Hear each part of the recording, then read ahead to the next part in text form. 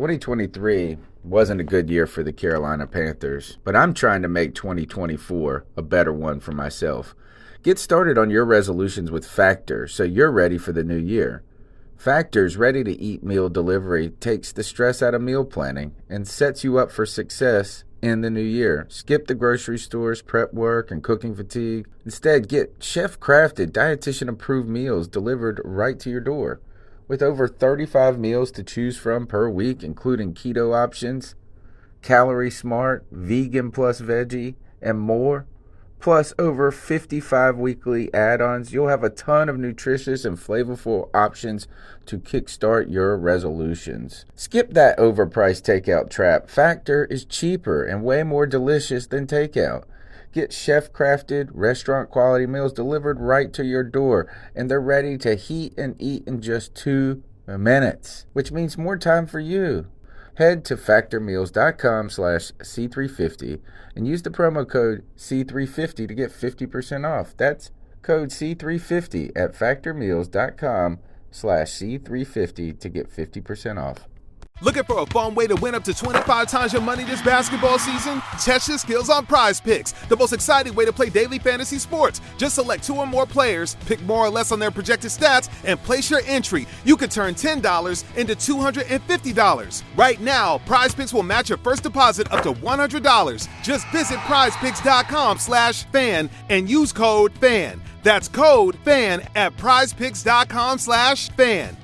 Must be present in certain states. Visit prizepicks.com for restrictions and details.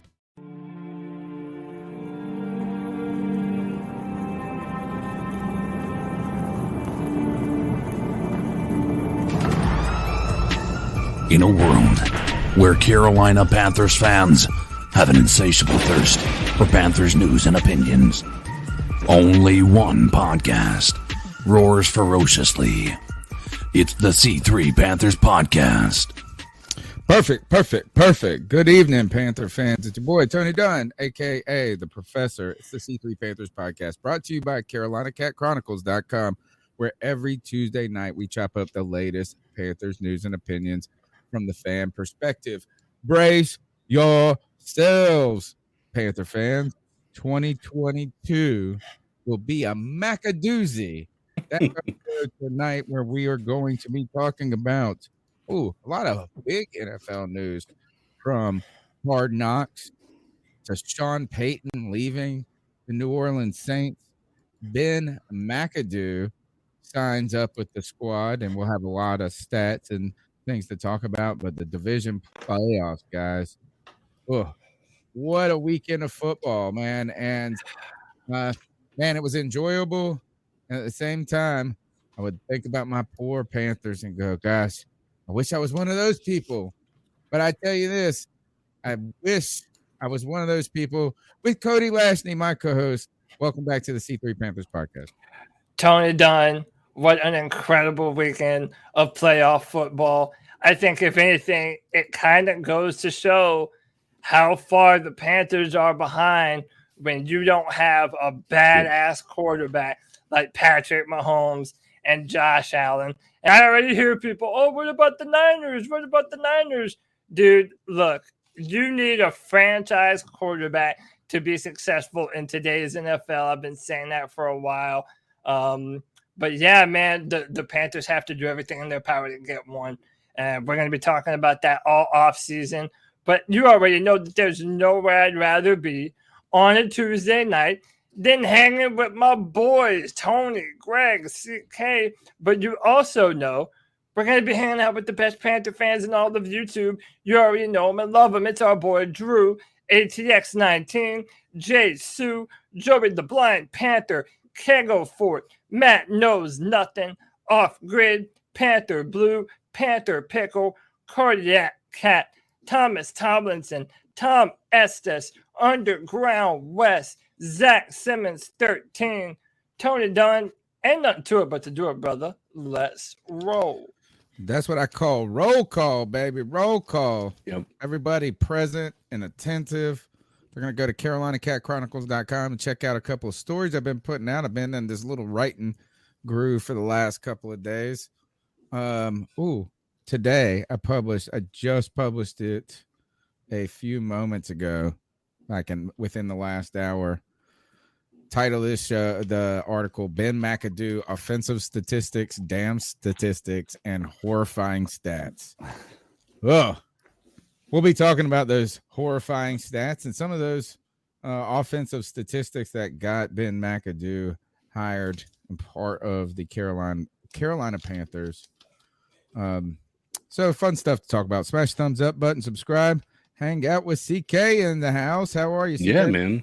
COVID positive. So that's good. You sound great, though. Yeah, you sound great. We did get tested positive yesterday, and my throat was horrendous. Like it was so bad. It's so sore. It's getting a little bit better. Pipes, so that's always positive. The money maker. Yeah, it is. But it was, honestly, it made my voice sound even better, if I'm being honest. But, we're here to talk about the Panthers. And the Panthers, man, I tell you what, all the news we're going to talk about today, somehow, even though as Panthers fans, we should be happy, we still feel like there's very little hope. We're going to get into it, guys. But I'm happy to be here chopping it up with you guys. Greg, I've been reading Lord of the Rings. That's been my little nerd endeavor over the last week. I watched the Star Wargy this past week. Oh, thank you. You guys have a lot of fun. Sarah Taylor out there. She's usually hanging out in the chat room here. Welcome back, Greg. Thank you, man. I appreciate it. Lord of the Rings, just about anything you do with that, you can't go wrong. So you should enjoy that. Hey, you guys ever seen that movie, Don't Look Up? Yes. I love it. So good. That's kind of where I'm at right now with the Carolina Panthers. It's one of those things where, like, I saw this coming a long time ago, and I was trying to put it out there and tell everybody. And now we see the comet, and now, or the asteroid, and there's just nothing we can do about it. It's too late. Yeah. Speaking of movie references, one of the things I was right when I wrote about Ben McAdoo is it's hard to get past, and we're not going to get too much into Ben McAdoo right now, but it's hard to get past that image of him with the mustache and the slick back hair. Yep. Right? You know what I mean? It's just so visually seared into your brain, and then it's associated with the struggles when he was a head coach. But I recognize what it was, dude. So I was talking to Nick Filato from Big Blue View today. When I published that video, I got an interview on Ben McAdoo's X's and O's and style. But he talked about one of the good things that Ben McAdoo did is he helped Eli Manning with his footwork. And he said that it improved tremendously. And this was like this big jump from the McBride offense to him, and that was a big part of it, and this like quickness and all of this. And he said he really did improve with his mechanics. But then it came out and he becomes like kind of a star, and then like to give him the job in New York, and he comes all of a sudden he comes with like a regular haircut that year. He was doing great, and then he's head coach and he's slicking his hair back, and I thought, this is Gordon Bombay from Mighty Ducks 2. He is being who he is. He's not. Yeah, the reason Ben McAdoo tried to be someone he wasn't. Who would have thought? Gordon Bombay, bro. Gordon Bombay with the slick back hair. The number's 252-228-5098. That's 252-228-5098. Leave us a message. Tell us what you're thinking about the division playoffs. Carolina potentially being on Hard Knocks. Sean Payton leaving the NFC South. Guys, let's start with this incredible week of football, or weekend of football. Yeah. If I told my wife, Cody, I told my wife that she was like, man, what happened in that game? You were like cheering, you know what I mean? Like I was like, oh crap. Oh, dude, I was like crazy. And I'm not even into other teams as much. So I usually don't get super emotional on like other teams. And I was like, oh, damn. And she was like, what was going on? I said, man, if you look at the last 2 minutes of that game, they scored as many points as the Panthers did in the last like 8 games. Right. And she was like, whoa. And that was what it felt like, guys. What'd you see, man? The ending. Oh my goodness. Buffalo can't make a stop to save their damn life. Neither could Kansas City. Yeah, that game came down to whoever won the coin toss in overtime. Yeah. That game came down to. If Buffalo would have won the coin toss in overtime, they would have won that game. Yeah. Always go heads, man. Yep. The moment that he called tails, yep. I knew Contrary it, to what everybody said. No, dude. The moment that he said tails, literally the moment he said tails. Tails never fails, dude. What are you talking about? No, that's bullshit, dude. Heads is always what you go for, man. Mm-hmm. Always, dude. By the way, shout out to 89J Subs for the 199. It says C3, keep pounding. Love you, brother. Keep it up. Appreciate it. Can I ask just based on, you guys know my kind of tinfoil hats conspiracy theory about this being a television show and how it's got to be somewhat scripted, and they try to kind of push the narrative in the direction. We see, evidence of this every year. But I mean, based on the fact that they extended the season because they want games to be more competitive. And look at this, at the end of the season, there's 14 teams in the last week, or not 14 teams, but like 8 or 9 teams in the last week that can still make the playoffs. Which is, right, mind-bending. And then they have these 4 games that are all amazing endings to all these games with insane things happening, like the fourth quarter. It looked like there was no defense being played in the last 2 minutes. The game sucked last week. Well, and then look at, I'm just saying, there's so many things out there. The Cowboys getting that call, even though they lost, the refs did everything they could to give the Cowboys a chance to win that game. The fumble with Brady, like there's so many things that push a narrative. Because you also gave him like 10 defensive penalties, though. That's what I'm saying. I think that the extra seeds kind of watered down the playoffs a bit. No, I think it made it more fun, man. Because you have to realize the 49ers, teams, right? The San Francisco 49ers made it into the playoffs the last game of the season. Yeah. And then they went into Dallas and then into Green Bay and won. And I think going forward, it's going to be more fun for those teams that are going to be on the fringe. Like there were a lot of teams this year at the end of the season, like the Chargers, the Colts, like so many of the final games of the season, they mattered because of that extra seed. I like it. I agree with you. Last week was a bunch of blowouts, but I do believe this last weekend was probably the best weekend of playoff football I've ever seen in my life, and it's probably the most fun I've had ever seen. Dude, I'm being real. A lot of other people are saying that too, Tony. And I also think, looking at these playoffs, man, it shows, like I said in my intro, it shows a clear differentiation between the best teams in the NFL and how far they can go, and it's correlated to that quarterback system. Or to that quarterback that they have behind center, man. When you watch the end of that Bills-Chiefs game and you see the heroics that Josh Allen and Patrick Mahomes put on, dude, those guys are superheroes. They're like Kryptonians, dude. They can do fucking anything you ask them to, throw a ball 50 yards. Man, that ending, man, the fact that every single offensive, every time the Chiefs got the ball or the Bills got the ball, they were going to the end zone, man. I mean, those defenses couldn't do anything to stop it. That was my favorite weekend of NFL football ever, and the most fun I've had this season, I think. Well, yeah, you got to think about every single game ended with a walk-off score, like every one of them. And you might not find that to be super entertaining, but that to me tells me every single. How about that is how do you not find it entertaining? Right, of course we do. It's the most entertaining way to end every game. Right. So I mean, when you think about it, I mean, at the end of the day, I mean, this was by let's be honest about some stuff. These guys, like every single team, if it was just like 4 blowouts, I think we would have all just turned off the game by halftime. Every single one of these games, for the most part, kept us enthralled to the very last second. I'm not gonna lie. If Tom Brady wasn't Tom Brady, I would have turned off that game at halftime. Yeah, I didn't start watching the Kansas City game until there was about really watching it until there was about 5 minutes left. Yeah.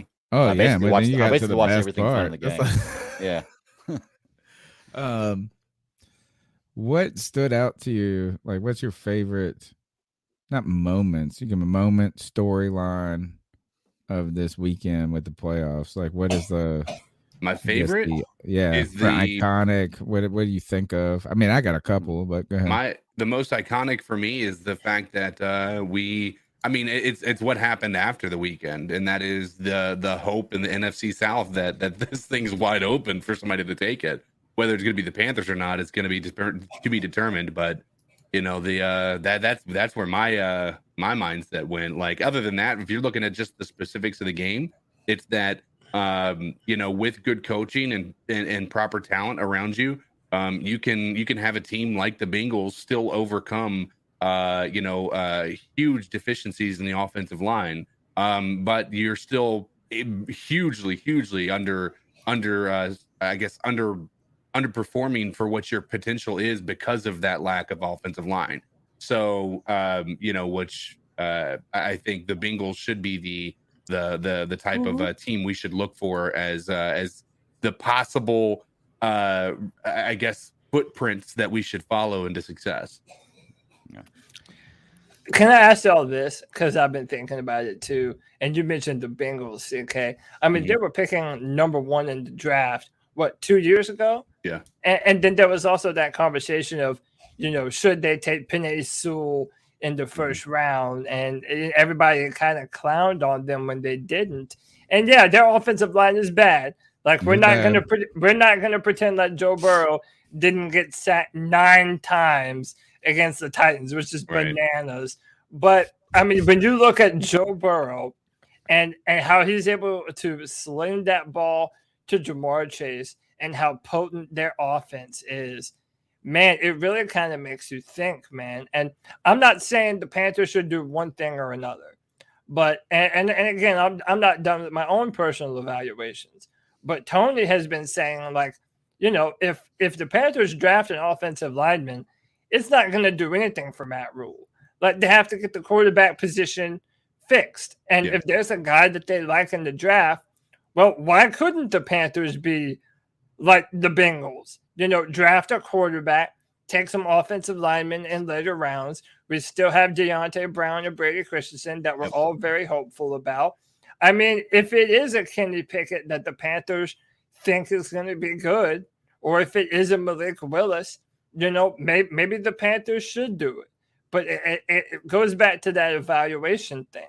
If the Panthers can't truly evaluate the quarterback position properly, well, then we're just going to be swinging and missing just to fix the position and not actually drafting the right players. Right. But when you look at Joe Burrow, dude, that guy is special, man. Yes. That guy is special. Listen to this, man. One thing I took from this weekend is listen to this list. Hill, Mahomes, Kupp, Stafford, Debo, Garoppolo, Adams, Rodgers, Allen, Diggs, Chase, Burrow. Every elite team that was in this playing this weekend or is left has an elite quarterback and wide receiver combo. And I'm going to go ahead and tell you right now, of all those that are absolutely amazing, Burrow and Chase have the potential to be the best for the longest time out of all of them. Well, because it's like the moment, year one. And those guys together, Chase and Burrow, they have such good chemistry together, man. Yeah. They're going to be something to watch out for. I'm telling you. What about the storyline that, remember in week 1, basically, or going into this year, Jamar Chase had been struggling with, had drops. And then they're like, and then he talked about the white on the football, which actually I thought was a thoughtful comment, and then people were like, oh my God, the white on the football and this and that. And then my man went out there and had the best season in the history of football. Yep. Yeah. I think Joe Burrow, how about this? I was a guy that wasn't fawning over Joe. I just didn't really care about Joe Burrow when he came into the league.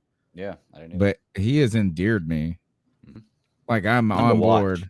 I'm like, I'm on the Burrow bandwagon. And then my man comes out here. He was asked this. He was like, they were asked, like, how does it feel to win, for the city, the first playoff game in 30 years, like older than you are.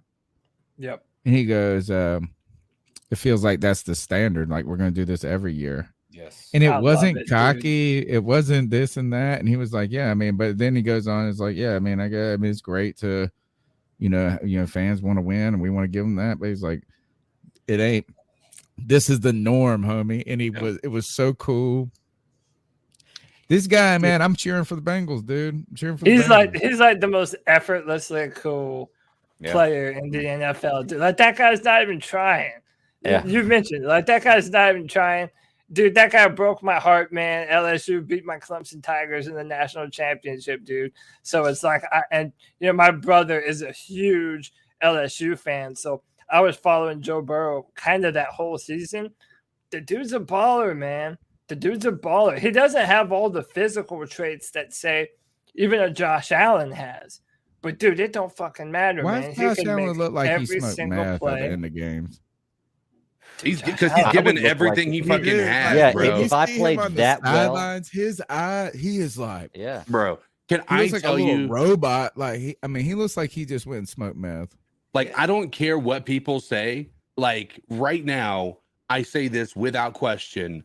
Josh Allen is the quarterback that is the best quarterback in the NFL. People are going to try to say Mahomes is. Mahomes literally was throwing to wide open Travis Kelce 20 yards down the field.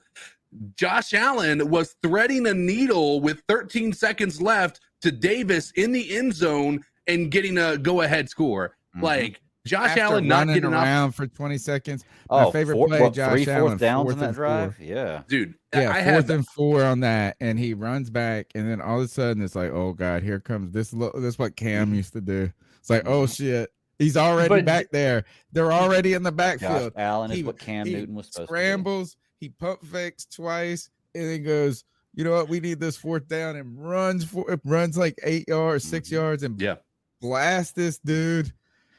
Whoo, that was a good moment. That was a good moment. I mean, Josh Allen is the truth, homie.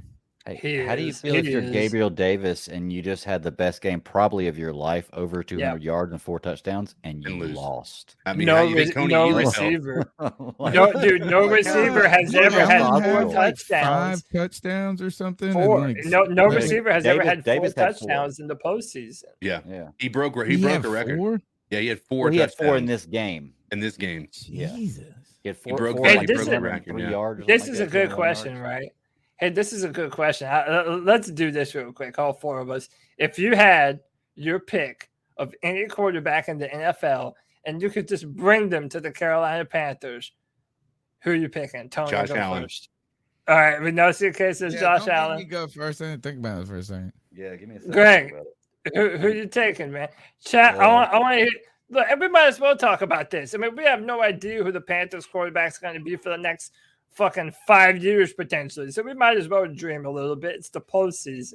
If you had your pick of any quarterback in the NFL, who are you picking? Okay, I'll go ahead and say Joe. I'll go ahead and say Joe Burrow. Oh, shut up, Joe Burrow. I'll go ahead and say Burrow, and Allen's right behind that. All right. I'm right there with you. Allen's a. Hey, I feel like y'all should know who I'm going to say. Taysom Hill. I mean, Justin Herbert. Justin Herbert. Oh, good job. Yeah. No, dude. No, look. And dude, listen. Can I just say this? Like, there's a bunch of different names in the chat. Josh Allen, like Josh Allen, Joe Burrow. I have, and I think all of these are legitimate answers. But dude, I'm going Herbert, man. I think Justin Herbert, if you look at what he was able to do this year, like him and Josh Allen have the same skill set. I'd take Josh Allen right now. Josh Allen, I feel like hands down is a better QB. Like I with Josh Allen right now. I hate he got more of a. And by the way, Grim Reaper with the $5 says Josh freaking Allen. Appreciate that, Grim. And that's a great answer. I would be comfortable. I wouldn't be comfortable with Herbert. I'd be comfortable with Allen. I'd be comfortable with Mahomes and Burrow. Like those are the 4 right now because, like I mean I do think Aaron Rodgers. To me, I know that you guys are gonna say he didn't score a lot this weekend and stuff, but I still think he's like dope as a mug. But he's old. Those guys are awesome. They're dope as he is, and they're like 24. You know, so there's a lot of good quarterbacks. The Panthers, speaking of this, one other interesting moment for me, at least, was when Tyreek Hill caught that touchdown. And he was like on the 35-yard line. Yeah. The dude is unreal. I mean, it was like so far away from the end zone. and he ran 10 yards, and then it was like everybody knew. Everybody, even I knew. I knew. He The knew. moment it happened, yep. The people that, like he had this peace sign up, and he didn't even have like some crazy better angle on them. He was just random, yeah. Turbo boosted. He plays football and fast forward, bro. He's like Sonic the Hedgehog, dude. He just runs away from people. He was looking at people. And when he's running by you, chucking the deuces at you, how stupid do you have to feel in that moment? Like you're just watching this fucking guy run away from you. Yeah, but that's what Sean McDermott said. Someone asked Sean McDermott about it, and he's like, well, I don't know. I won't answer that one. Pretty much saying, yeah, it should have been taunting without actually saying it. I don't even. I would say he's like should be grandfathered in. Can I be honest? He's been doing that celebration his whole career. Yeah. The fact that wasn't a penalty is the only reason the Bills were still in that game. If that would have been a penalty and they would have called that touchdown back, well, Patrick Mahomes still had over a minute to drive down there and score a touchdown. And the way the Bills defense was playing, they were going to do it. So I mean, when you look at it from that perspective, that was the opportunity that the Bills needed to come back there and actually do something. But unfortunately, the Bills defense just again did the exact same thing the Panthers do on a weekly basis and just let this team just walk all over them. I think he's the fastest game speed player I've ever seen. Yeah. I don't know. You can give me all these other people that run faster this, and they can give me these measurements that, like the whatever, they do those crazy stats and they'll be like, oh, he went 27 miles an hour. Like, you can give me that. I just saw somebody, I was like, he's the fastest dude I've ever seen on the football field. Dude, he's unreal, I got to go back to like Dion or something like that. Mm-hmm. And listen, I think we need to give Patrick Mahomes. CK, you're right. He has an incredible talent around him. Yeah, but dude, the throws, he's so throws sick. that this guy makes, and how fast he's able to read the defense. That's another thing. Like when you see with 13 seconds left, the Bills are essentially defending the end zone and not the sideline. Or maybe I have that vice versa. But the Bills defense, they were in a terrible scheme. Mm-hmm. And Patrick Mahomes recognizes it. And he just waits until he has Kelsey coming on the inside. And then, zoom, dude, the fact that he was able to get into field goal range within 13 seconds, like that guy is the real deal, man. There's a reason why for the fourth year in a row, the AFC Championship game is going through Arrowhead. Like, yes, they have an incredible coach, incredible players, but the song remains the same. If you don't have a franchise quarterback, I really don't think that you have a chance. That's why I truly don't think the 49ers have a chance this year. And Patrick Mahomes is special, man. He's ridiculous. Mm-hmm. They all are. Yeah. Hey, speaking of special quarterbacks, I've been trying to look up just stats from college, and Cody, I'm nowhere near where you are at analyzing talent or anything. I don't watch college football near as much, but can you tell me anything about this Malik Willis guy that I keep seeing floating around names for Carolina to look into as quarterback? Yeah, Malik Willis. So listen, but a little bit inside baseball. This year, Malik Willis is going to be that Josh Allen / Zach Wilson type of player, in that they have tremendous upside, but they played with a football team in a conference that you've never heard of. Yeah. They were not surrounded by NFL talent. So a lot of the times that showed up on the stat sheet. Malik had 3 games where he threw 3 interceptions. Now, I haven't looked at all of those interceptions, so I can't say whether or not they were all on him, but he wasn't on a good football team. And he easily has the biggest physical upside of all the quarterbacks in this year's draft. Not very tall. He's about 6'1", maybe 6'2". But he has a bazooka. He's listed at 6'1". So he has a bazooka for an arm, and he can run. I mean, he has all the physical makeup that you want from a franchise quarterback. But, again, you might need to let him ingratiate himself to the NFL a little bit. And even thinking about Josh Allen. I mean, Josh Allen, even in his first and second year, he was not the player that we're looking at now. People still panned him for his inaccuracies and stuff like that. So, it takes time for some of these players. I think Willis might be one of those players, but he is freakazoid talented. Well, see, I just looked at the highlights of him, and everything I saw looked good, but it's a highlight reel, so everything is going to look really good on a highlight reel. And like you said, he was playing for Liberty against team. And that was my big concern with. He may be really good. I've seen a lot of college players that are elite in college that play for better teams that when they get to the pros aren't good. And some people I think that are like that, like when you get to the minor leagues, that's your ceiling and you're a really good minor league player, but you're not good enough to take to the next level. Nothing wrong with that. I just didn't know about that when I was watching him because I like the highlights. Well, the risk is there.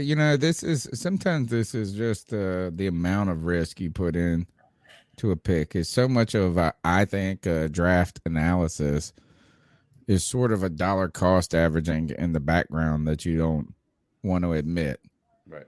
In some ways you could argue that the Panthers picking J.C. Horn was a fiscally safer pick. Right, because you've actually heard that Matt Rule say that only 20% of first-round or top 10 quarterbacks are hits. Like he said something like that. I mean, you could probably do that for every position. Right. Yeah.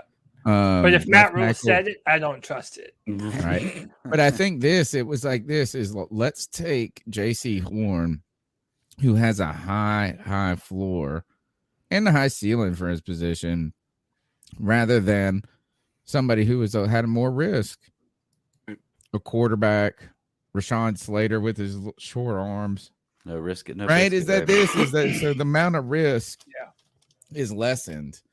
He was just a little bit worried. And so the Malik Willis, you're not buying the blue chip stock.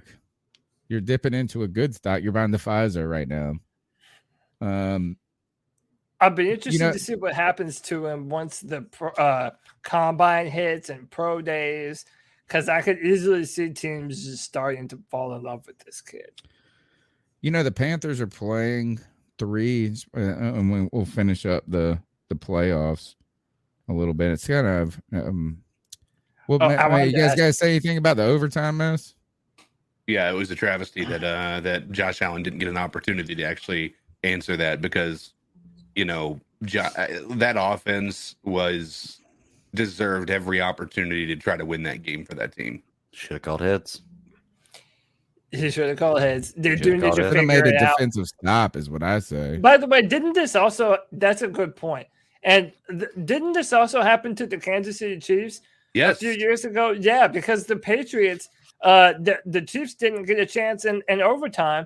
The Patriots got the ball. Tom Brady and the Patriots go downfield and they score, and they went to the Super Bowl.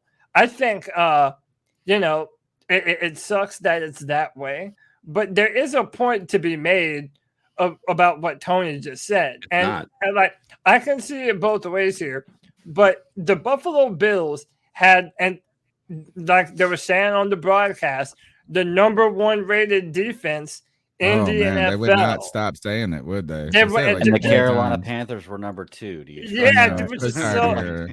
It's so crazy, but it's like you have the number 1 defense. That guy's dusted in 13 seconds. Yeah, and dude, you just had 13 seconds to keep them out of field goal range. I know, and they scored a touchdown. They're like, man, I think they got a field goal time. But the other thing is some of that was like not bad coaching, won't go that far, but you squib kick it, right? You shave a couple more seconds off. You play a little bit deep. You almost drop back. I think Tony Romo was the one that was saying drop back more, man. You could have pulled the old Phil Snow from last year where you just rushed 2. What year was that? Or was that Ron Rivera? We did that where one time we just sent 2 people. That was Ron. That was Ron Rivera, dude. Where it was Washington or whatever that guy, and it was just like we ain't got no second. Everybody get back. Like you could have done that though, and it would have actually been better in that case. Yeah. I mean, here's my thought, like with the overtime rules. Like a lot of people want to say, well, the Buffalo defense had an opportunity to stop them. Let's be real about something. Number one, the Kansas City Chiefs defense wasn't stopping the Bills either, right? They weren't stopping the Bills either. They weren't, but it was slow different. The Bills had a 17-play, 3 4th down drive. That's a little bit different than the way the Chiefs were marching it down the field. No. Josh Allen got the ball back with a minute left, and he scored in 40 seconds. And then he got the ball, 75 yards, got a bomb down the field to Gabriel Davis on one play. Like it wasn't it wasn't even like it was that big of a difference. Now, the other aspect of this, we can argue, it was the Bills. They're the best defense. You got to keep in mind, the best defenses in the NFL have a very difficult time when you start thinking about overtime. Overtime is not easy to be because you already are just completely worn out. Add on top of that, you were the last team. You were on the field at the end of the game already. So, I mean, no matter what way you look at it, the Bills defense had a yes, they were not good. The coaching style was not great, but they were given listen, I mean, the Bills were just shafted by a coin toss. That was really what it boiled down to. What about this? So a lot of people come out and they say, got to change the overtime rules. So when we changed I'm not part of it. When the NFL changed the overtime rules, not too long ago, right? Last decade or something like that. Where they did the back and forth, kind of thing. It used to be sudden, like you played to the end, field right? goal won the game. Yeah. No, it used to be a field goal. First score won, doesn't matter what it was. Yeah. You could do something like where you could have 2 rules, one for the playoffs, one for the regular season. Because I felt like what they're trying to do now, in my idea, is it's trying to speed up the game to a certain degree. It's like, we don't want to be here for 27 times or whatever, but you could make different rules for the playoffs. Right. Was it really just a field goal one? Yeah, field goal one. Whoever scored first one. So if you got a safety, anything that scored first one. I want to go with. I would like to see them have more of like just play to the end of a quarter or something. Yeah, that's the way. I thought if you're in overtime, and you kick a field goal. It was sudden death back in the day. I thought they got a chance to match your field goal if you kick the field goal. Not in the old one. He's right. See, I wish they did it now. I could be wrong. In college, they put them on like the 20 or 25 yard line. You get a chance to score. If you don't do it, the other team does, and they score. And you go back and forth till one can't score. Right? It gets to that eventually. Like I think first it starts with just normal offense, but then if you keep on going, then you go to the 20-yard line. Look, they definitely need to revisit the rules. Says they have 2 overtime rules now. Oh yeah, well they can't end in a tie. Like in the regular season, they could end in a tie. But my thing is this: is there nothing to be made about the Kansas City Chiefs are at home? They couldn't put the Buffalo Bills away in 4 quarters. Isn't there a case to be made that the away team should go first? Like they're on the road. It's the home team's home crowd. It's that you've had 4 quarters. I could live with that. That actually is a bonus to having the higher seed. Yeah, that's what I'm talking about. Great answer. I think that's how it should be, man. If you're at home, it's our house. You're surrounded by your fans. You couldn't beat that team in 4 quarters. The opponent should get the ball when it goes into overtime. At least that's what I think. Yeah, I think that. Yeah, I don't. Yeah, and I also don't know if you should have to have the ball. I like that one. I think you solved it, Cody. I think that solves it because I don't want them to also like the other team have to get a possession. Like, oh, we got to make it fair. So Josh Allen's got to get a chance. Yeah, but that is the incentive. Like that's the home court advantage. We get to go first. Yeah. It's kind of like baseball. If you think about it, isn't it advantageous to have the last at bat? Probably. Yeah. I mean, in baseball, I haven't watched a baseball game. It can be. Yeah. I mean, right. But at the home team gets the ball, like they're batting last. Like they always get the last chance to know if they need to get one more damn run. And it's an advantage to be at home. Because then all you got to do is get them out if you're ahead and you don't even got to go bat again. Yeah, that's what I'm saying, man. Like if we're on the road and we make it to overtime, we should get the ball first in halftime. All right. I wanted to go back because you guys were talking. First, smash the thumbs up button. Be a part of the show. Get in the comment section. The number is 252-228-5098. That's 252-228-5098. Let's do one more topic and then we'll jump into some cat calls. Yeah. We still got to talk about actually, let's do this. Let's talk about Sean Payton. Let's do it. I saw today that Sean Payton announced he will not be returning to New Orleans Saints. Is this unexpected? I mean, I did hear a couple of rumors yesterday or something like this, or the Ian Rappaport story came out like this I thought that was yesterday. One of the guys, Schefter, the same dude. They're the same guy for the different. So, but they put out a story, and then today it happened. So my brother, a diehard Saints fan, I text him like this news kind of dropped out of nowhere today. Yeah. So then I call my brother, and he doesn't sound surprised at all. Like this was kind of gonna happen, right? And I think that Panther Pickle, he put this in the chat. He makes a good point. Saints are $74 million over the cap. Yep. There's no more Drew Brees. And it's like, you're not in a position where that team is going to be good, maybe even in the next year or two. And that really prompted the playoffs this year. Yeah, but I mean, dude, going forward, there's no guarantee, and they don't have a lot of money to really fix that team. They're even saying that they might be open to trading some players now. But I felt like this prompted a discussion online, and I wanted to share this from Julian Council. It's related to the Sean Payton and the Panthers. It says not only does Sean Payton's retirement place more pressure on Matt Rule and the Carolina Panthers brass to get things right this offseason, it further highlights how poorly they've handled the quarterback decisions during the past two. We knew when Rule was hired back in January of 2020 that Matt Ryan and Drew Brees weren't going to be playing much longer. And when Tom Brady arrived in Tampa, it was only thought to be two, maybe 3 years. The thought that the Panthers had the time to rebuild an aging roster, then in a few seasons, likely 2022, have a chance to be positioned to top the division after identifying the long-term option at quarterback, we all know that hasn't happened. The Panthers are no closer now than they were 2 years ago at identifying the future at quarterback, and that's unacceptable given the current state of affairs in the NFC South and the potential changes at the position across the rest of the NFC. And that is perfectly summed up to me. Mm-hmm. I mean, absolutely perfect. The NFC South is in such flux right now. The Falcons hired a new head coach. Sean Payton out the door. Tampa Bay, dude, people are speculating that this might be Tom Brady's last year playing football. If you heard his radio interview.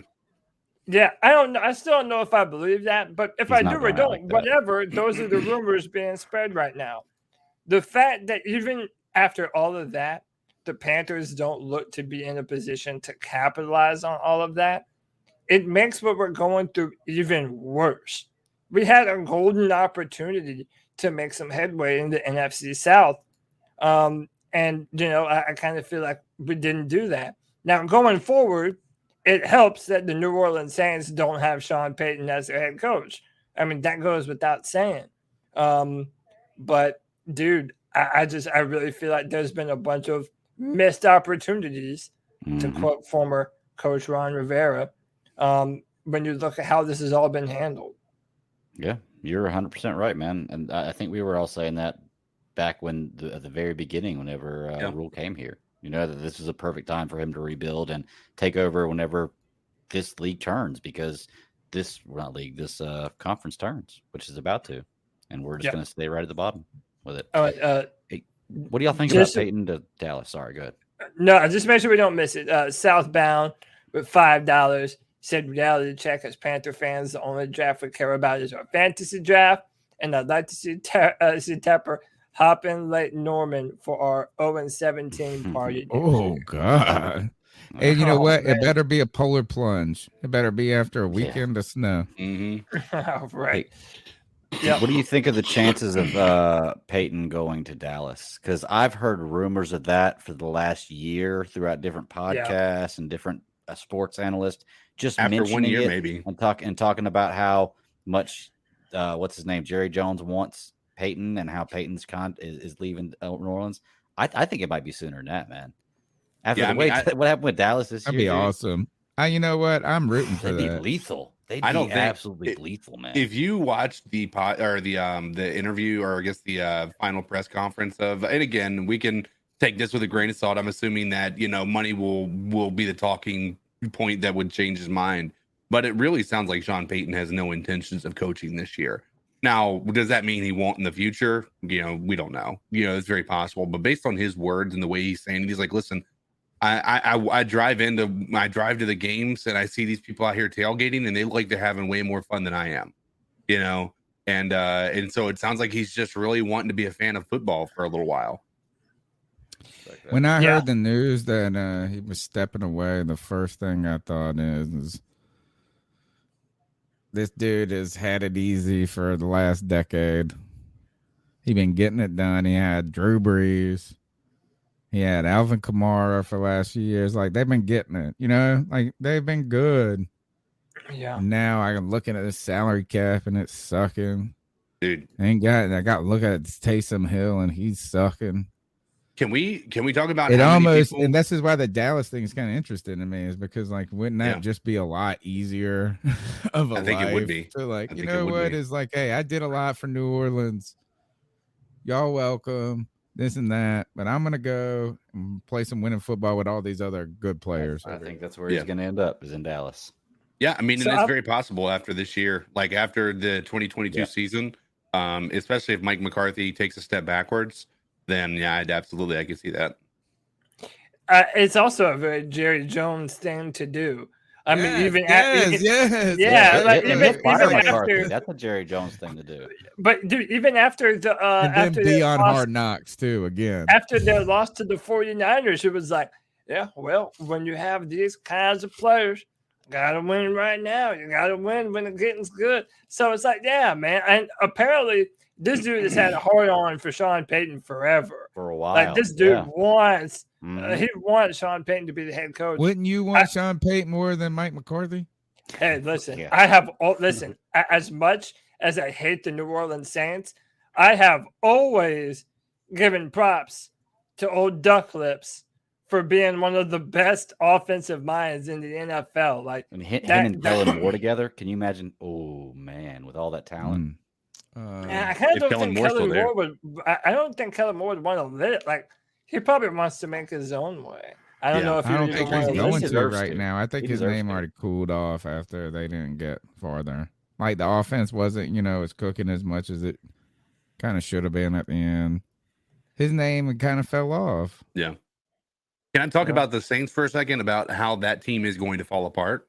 Like, I mean, I sit there, maybe this is all just hope and optimism, but when you have a team that was willing to restructure contracts because you had a Drew Brees and Sean Payton that gave you an opportunity at a run, these guys are not going to be willing to do that. You're going to be seeing some trades. You're going to be seeing some people maybe unhappy. You're going to see more Michael Thomas type drama, I think, with that organization as they continue with a $70 million cap deficit that they're dealing with. I think you're 100% like. I would like to, again, this might just be wishful thinking, but I think you're about to see that team really take a turn. Can't be optimistic about it right now. You know what I'm saying? Like, I mean, think about this. You are already walking through the land of no Drew Brees anymore. Mm-hmm. Like, we're walking through the land of no, it's like you're in the land of no quarterback. We're trying to find your quarterback. And you might have some better answers than Sam Darnold with Jameis Winston, but not really. I mean, it's like you're still in the land of not Drew Brees. And now you're in the land of not Drew Brees and not Sean Payton.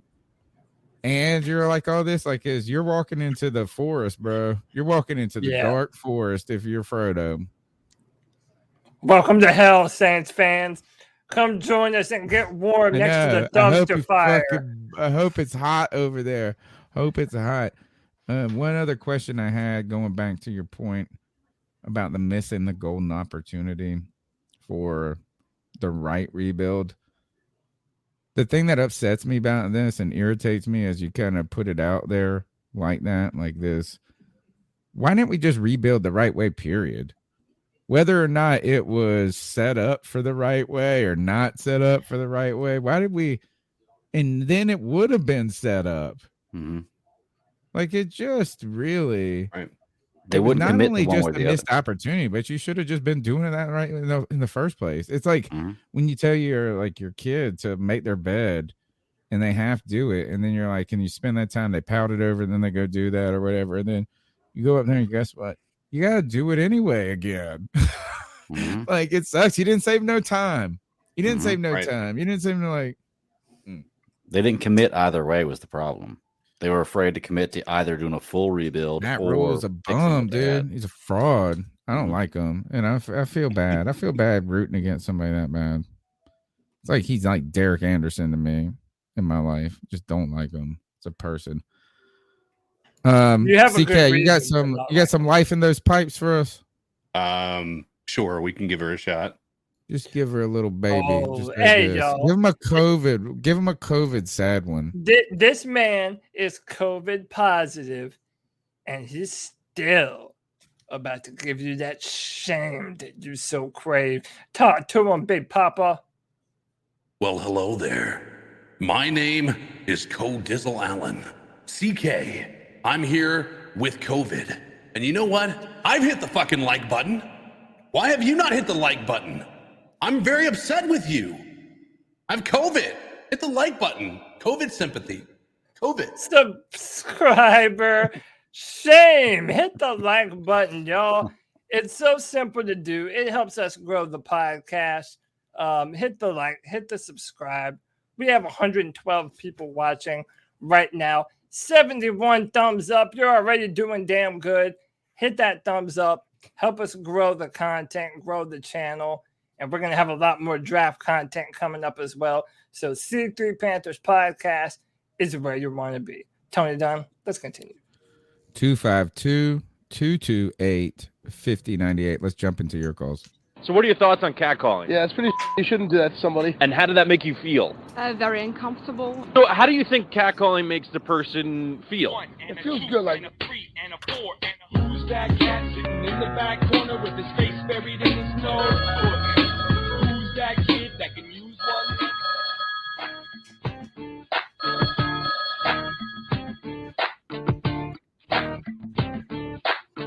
It's me, C-Dog. Real quick before I even get started, everybody make sure you got them dab on the motherfucking like button. It's free. That's right. You got them subscribe. You know what I'm saying? Like, man, it's free, man. It don't cost you anything to hit the goddamn like button and subscribe to the show. Amen. Now, with that being said, this today, you know, temperatures just went half fire, Matt Rule, for even hiring this goddamn trash ass McAdoozy and everything. You know, but with that being said, man, everybody just get ready for this roller coaster season next year, because I don't see us winning any games next year, and we have a tougher schedule. And this is just basically nepotism, because McAdoo has got them, Potter got them, Tom Coughlin got them. He was up on Tom Coughlin or some BS, you know, and goddamn Rule got them real cool with Coughlin, you know. So I mean, we just going down circles with the same bullshit and fucking circus and the damn dumpster fire, you know. Yeah.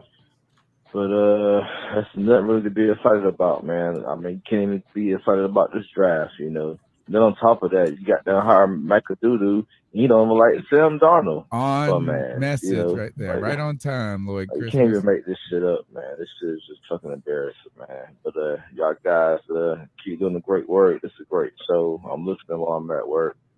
Everybody in the live chat, man, make sure you got to hit the like button and subscribe to this show. It's free, don't cost you anything. Everybody have a great night and keep pounding. My man. See, y'all. I like it. Appreciate you, bro.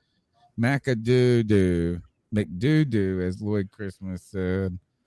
McAboo is another one you can get in there. And I was talking with Nick Filato from Big Blue View podcast, and I'll put this video out tomorrow. But McAdoo was the second youngest head coach at one point in the NFL, and I forget who he was behind. I read this, but he was promoted. They kind of forced Coughlin to retire a little bit. You know what I'm saying? Like your time's done. It's time.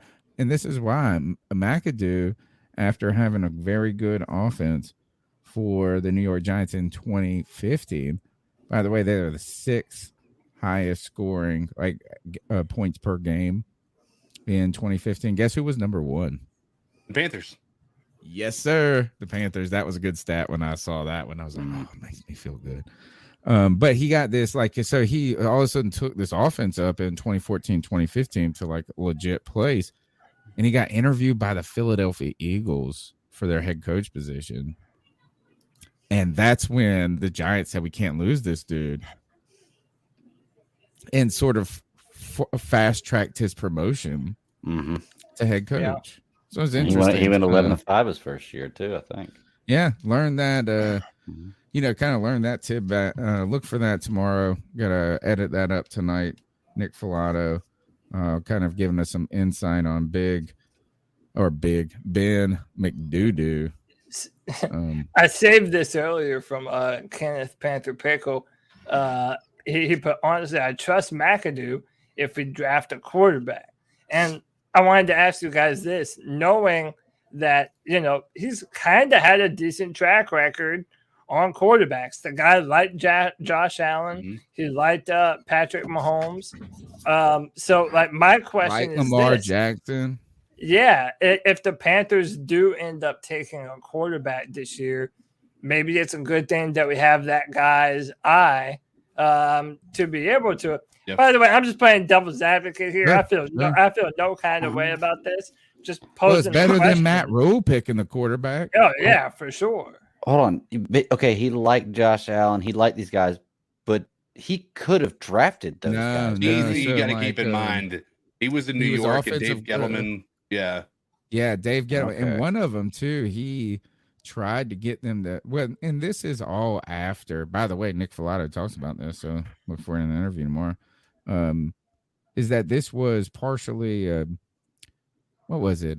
When it came to – they wanted to trade up for Mahomes. Mm-hmm.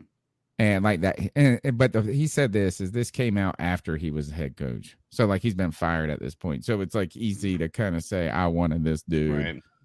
In retrospect. So, but if you take it that it's true, if you believe that it's not he made it up, they picked Ingram or whatever who's that tight end? I tell you, don't ever pick Evan Ingram. Evan Ingram, yeah.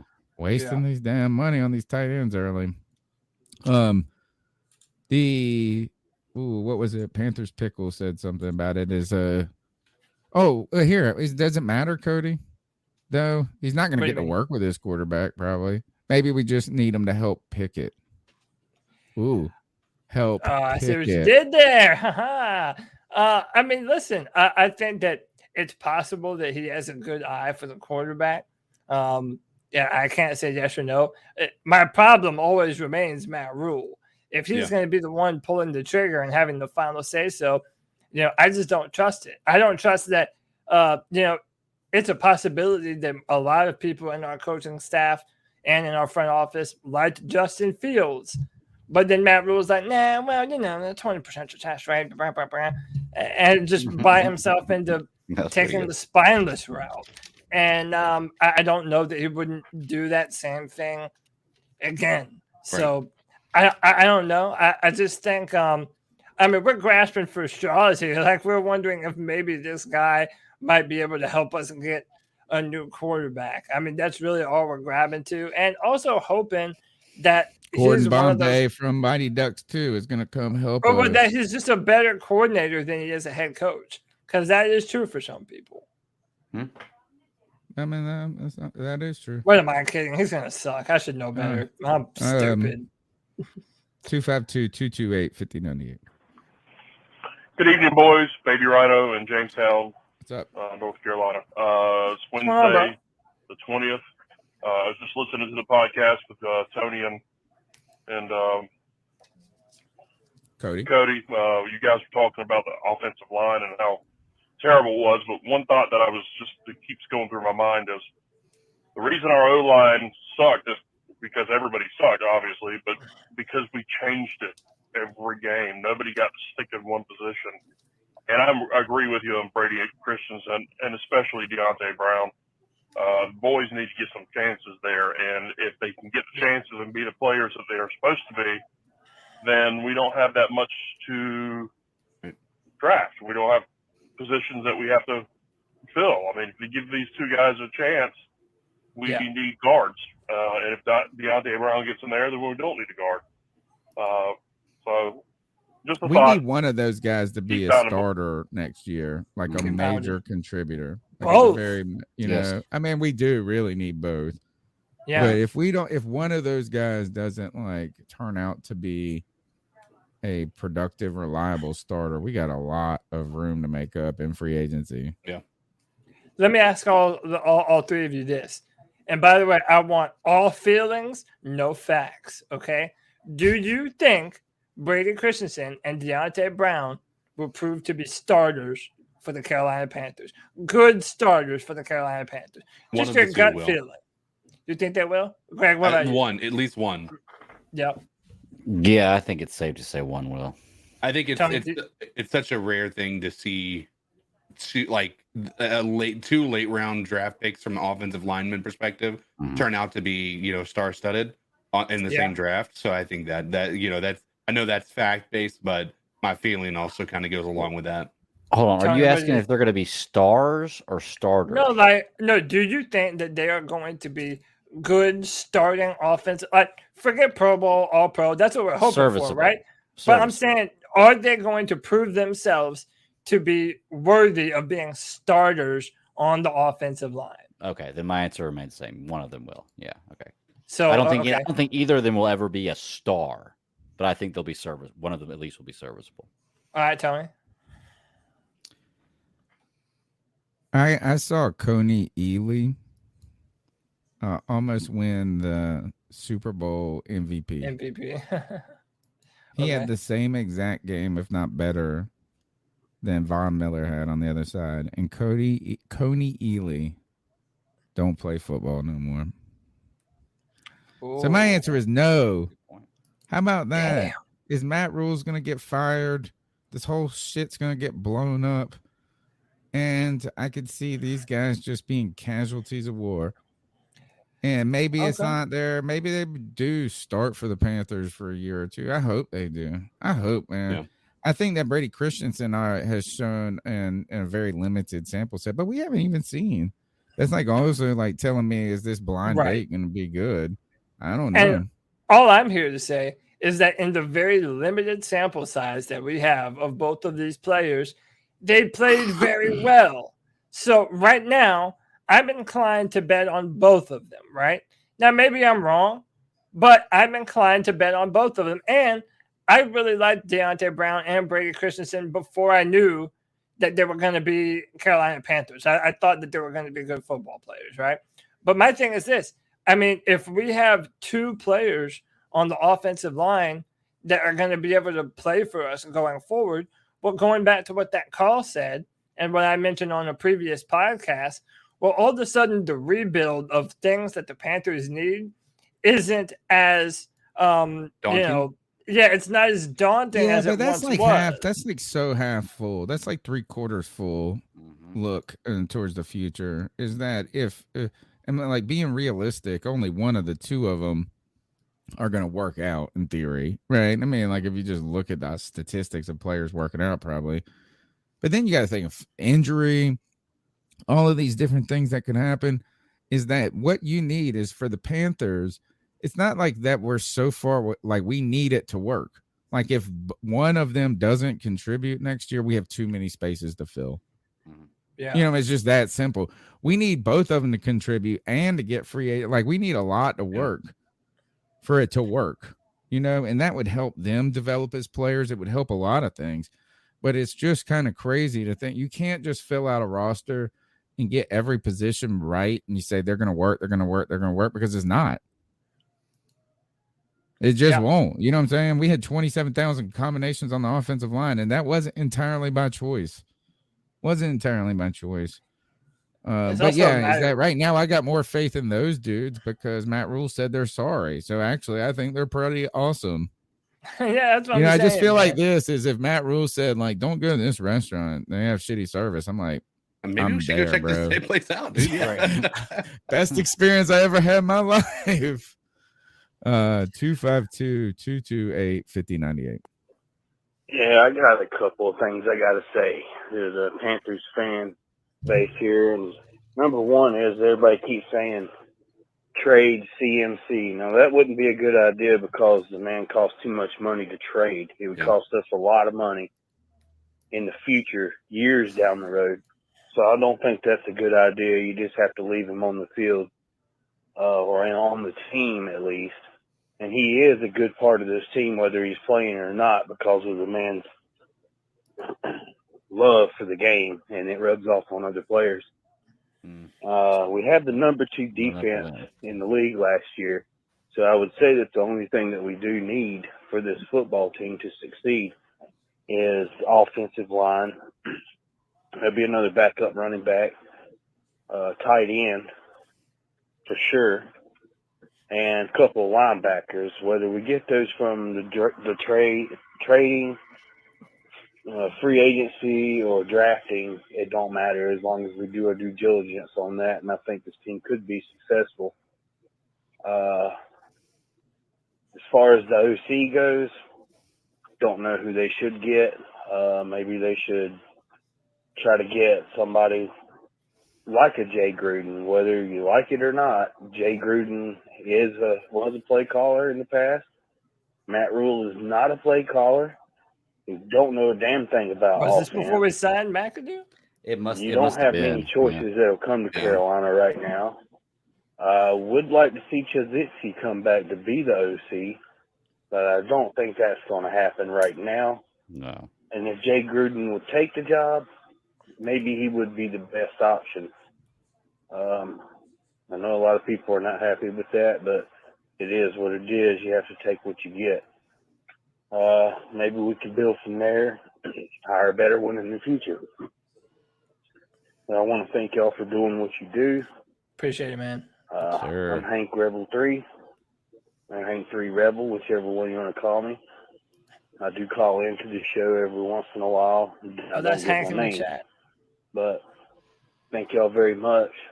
Panther Nation, please hold your head up. Better times are coming. Hank, I like your call. Yeah, I appreciate it, man. But I do got to say, when you were listing that off, you were talking about our defense, one, being good, and it's not. I mean, on some things on paper, it might be, but it's not. Like, just look at how many points we give up throughout the last, 10 games of the season. And two, we're damn sure not number 2. No, we might be okay, but we're not number 2. Yeah. And then 2, you said we don't have much to fix, but then you named off 8 starting positions that we need to fix. And 8 that's half of the 22 starters that are on the team. So that's quite a bit to have to fill 8 of 22 positions. So I just feel like we're on a different viewpoint with it on that stance. But other than that, could agree with most everything else. So he made the point, though, when talking about Jay Gruden, that it's like you're kind of at a loss for who will come here. That's why, being honest, like, I know really no one's excited about Ben McAdoo. But if we're just being real and being realistic, that was probably the best that we were ever going to do. Yeah. And better than Scotty Montgomery. Yeah, and we've went over this too. Who ruined my college alma mater team. You don't need him.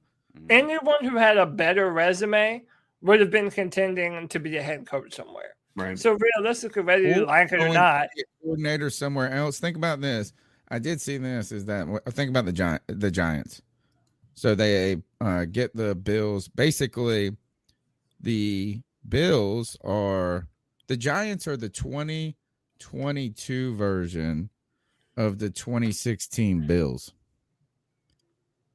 Giant. Hang on, Huh? do that math. Say that Giants one are more the time? 2022 version of the 2016. Okay, I'm picking up. Because guess what? What did the Bills do after we won? Ultimately not won. When we went to the Super Bowl, they get Sean McDermott, then they get Brandon Bean. They become a little subunit of the Panthers. They become Panthers North then. Well, what are the people are trying to get the Bills, the Giants to be a Panther, New York, whatever.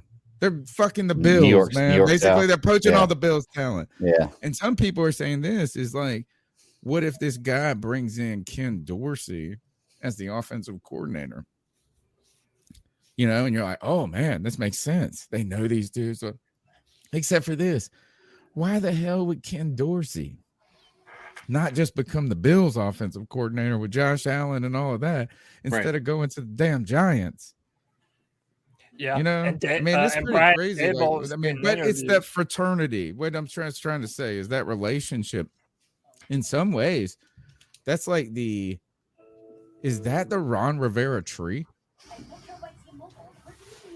It could be, but that's more like a weeping willow. No, Sean McDermott's been good, and now you get this other offensive. I mean, I know he's not really associated with Ron Rivera, but anyway, 6 degrees of separation, whatever that may be.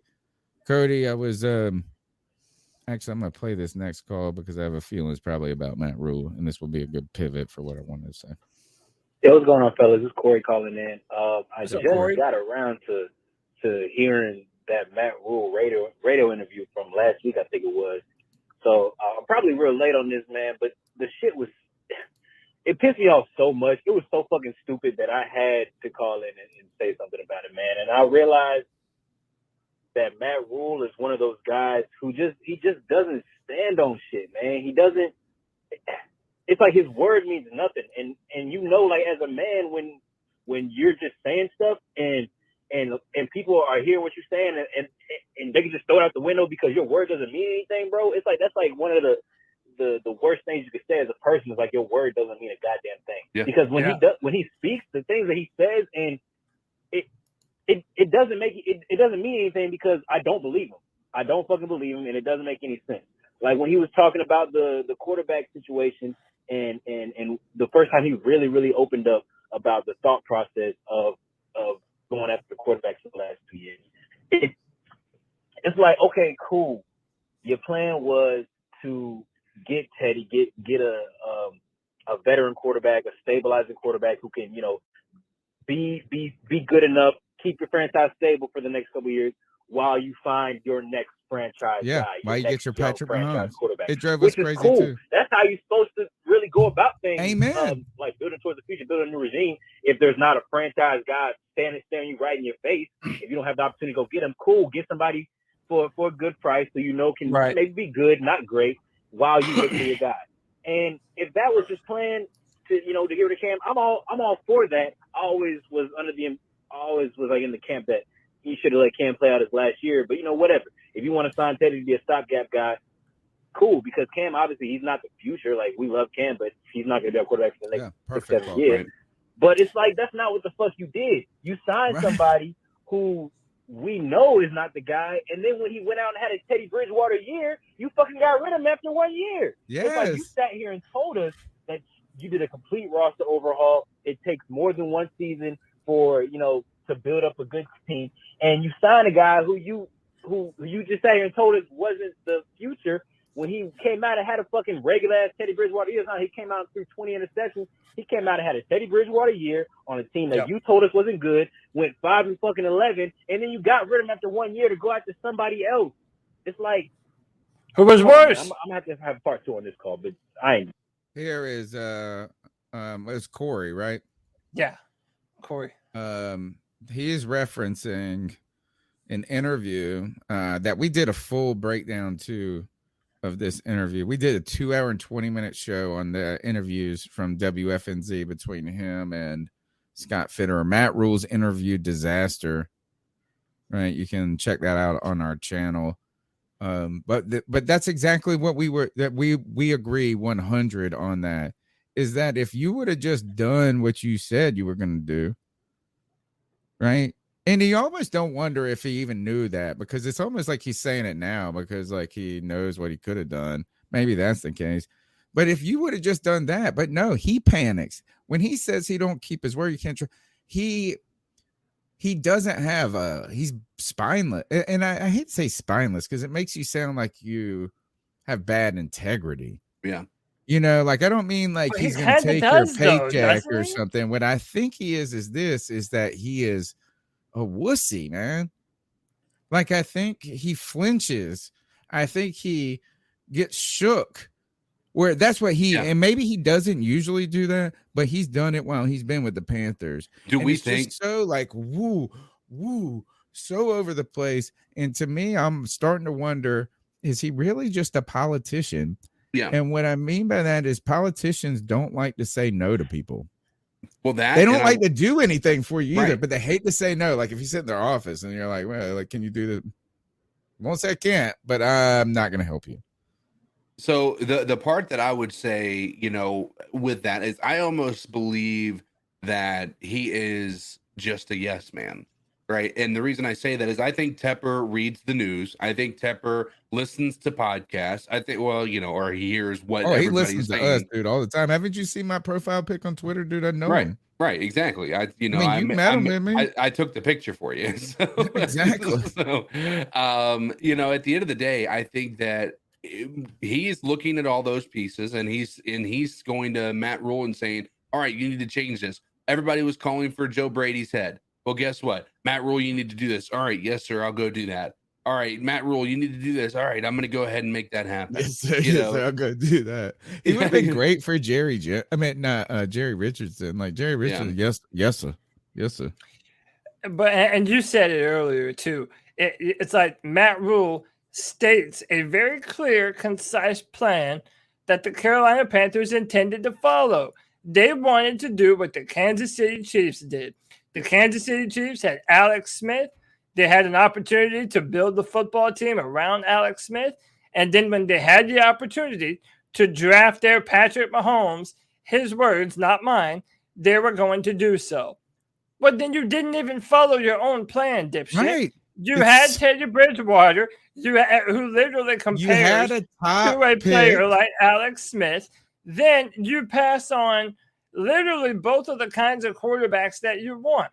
If you wanted a mobile, tough, a quarterback that can make plays off platform, well, boom, Justin Fields was right there for you. Who didn't need to start right away. Right. And both of absolutely Justin Fields could have started behind Teddy Bridgewater, but behind Cam Newton. We didn't even have to play Justin Fields.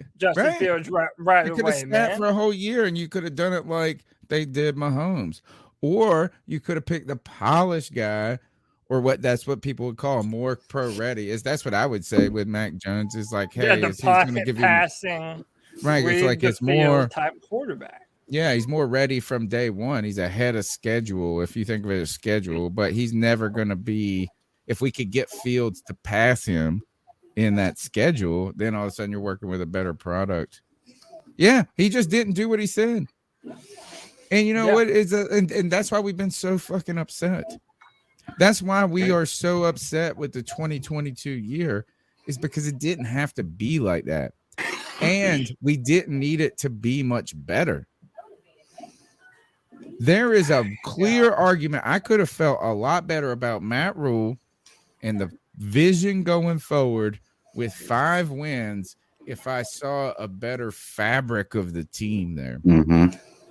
Like we could have just done 5 wins again, but say you had Slater who's holding it down, or say you had, and I know that's picking on Jay, but say you had the hope of a Justin Fields down the road, the hope of a Mac Jones down the road.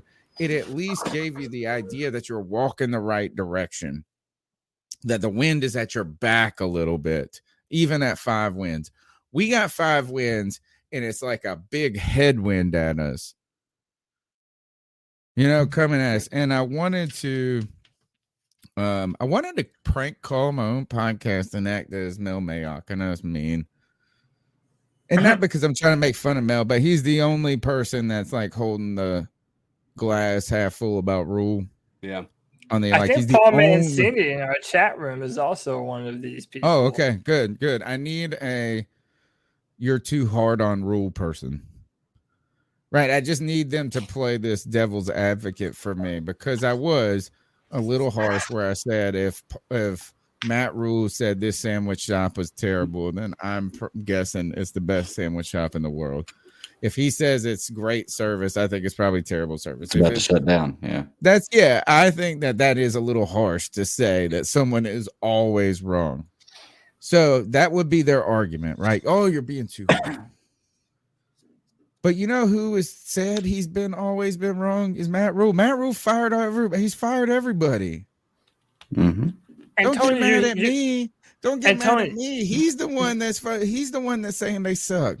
You said that like you didn't want to question, like you didn't want to make it seem like he's a man of small integrity.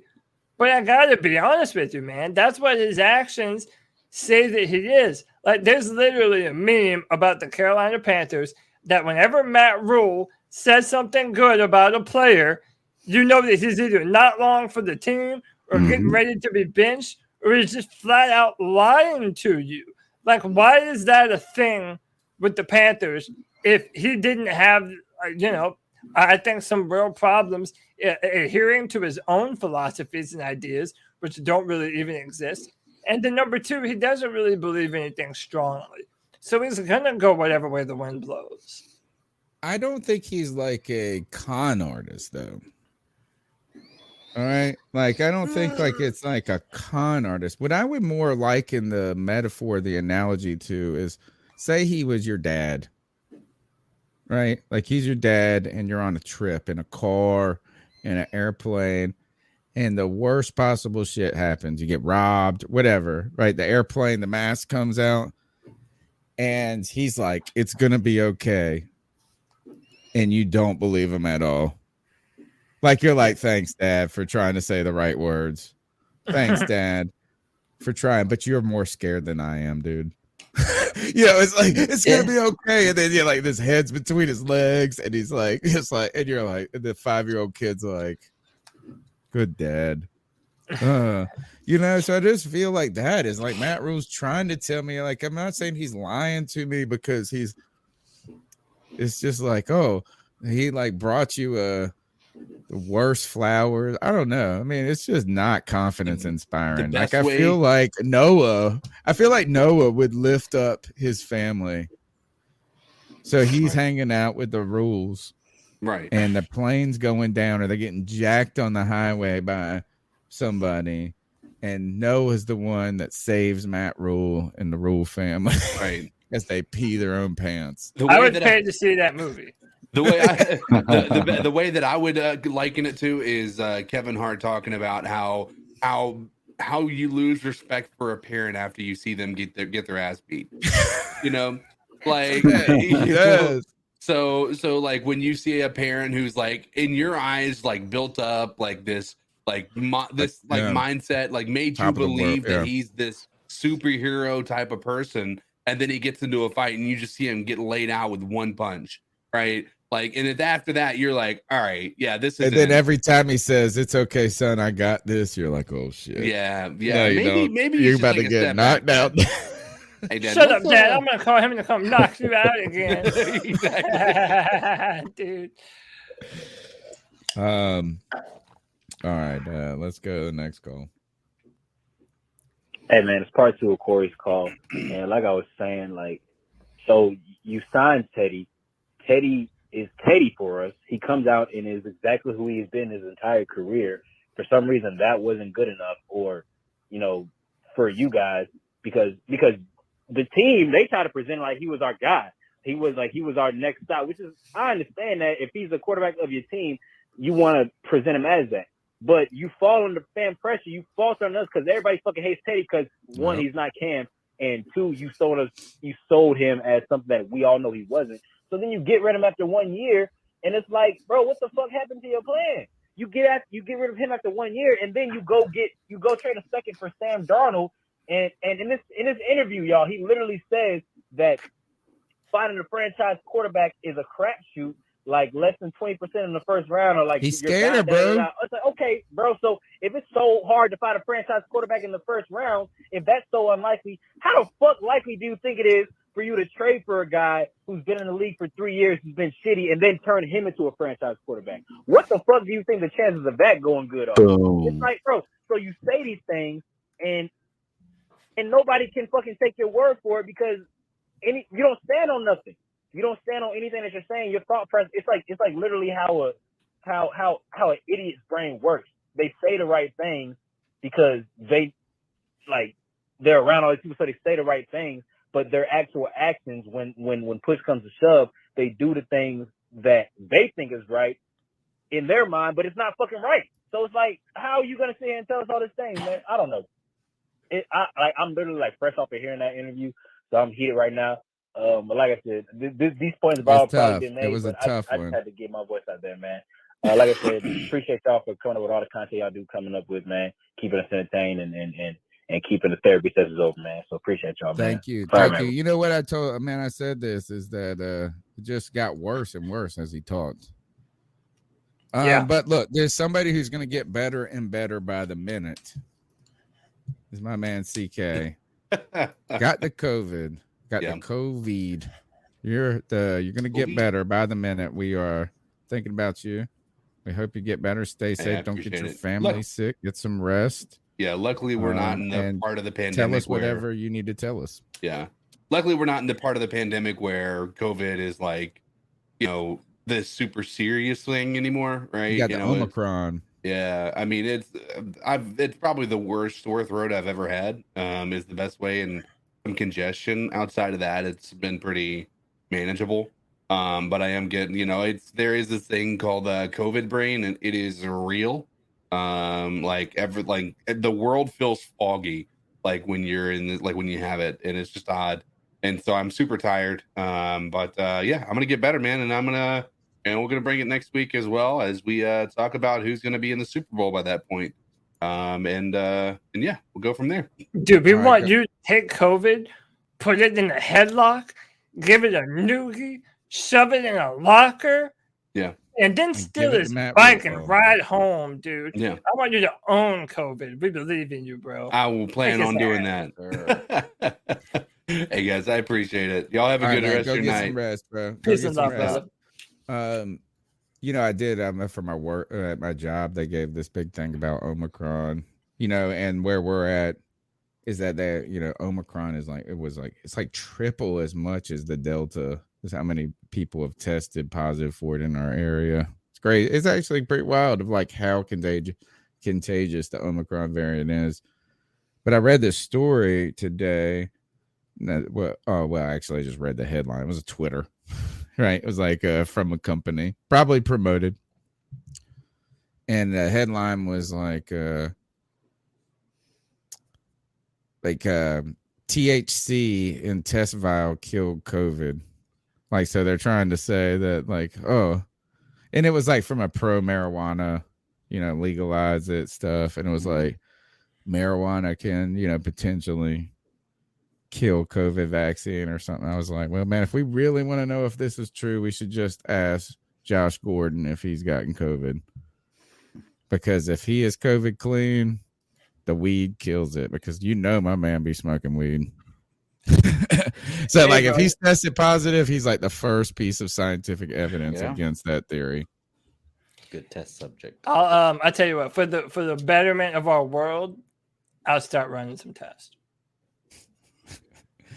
I'll just see what I find, dude. I'm just gonna run some hypothesis and do some tests and be real scientific about it. I think a lot of Americans probably are at this moment. Wanted to ask you this about my quarterback thing, and I do feel like I don't want to be. I'm not an over predictor person. Like, I don't like to be like, oh, this is what I think is gonna happen. But I do think I have kind of a good plan about this. Offensive line free agency. Draft a quarterback as Matt trying to loosen the noose for Matt Rule. So I've heard over and over that this quarterback class isn't as good as these other classes. right? I mean, like there's not this physical special specimen going forward. And I agree. Like, all right, but when you talk about classes, you're not talking about quarterbacks. You're talking about a group of quarterbacks, number one. Right. Right. And then the other thing is you're also doing is you're kind of really just not, when you say like this class isn't as good as whatever, you're not saying that they're not going to be successful. You're just saying this isn't a year where 3 are going to go in the first 100 picks or something like that. Or 6, or 4. Yeah. So my point that I'm trying to get to is what if, was Mac Jones uplifted? Like, was his stock higher because he was in a class, like a rising tide lifts all boats class?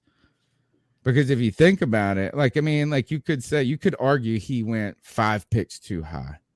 Or 6 picks top. You could say these different things.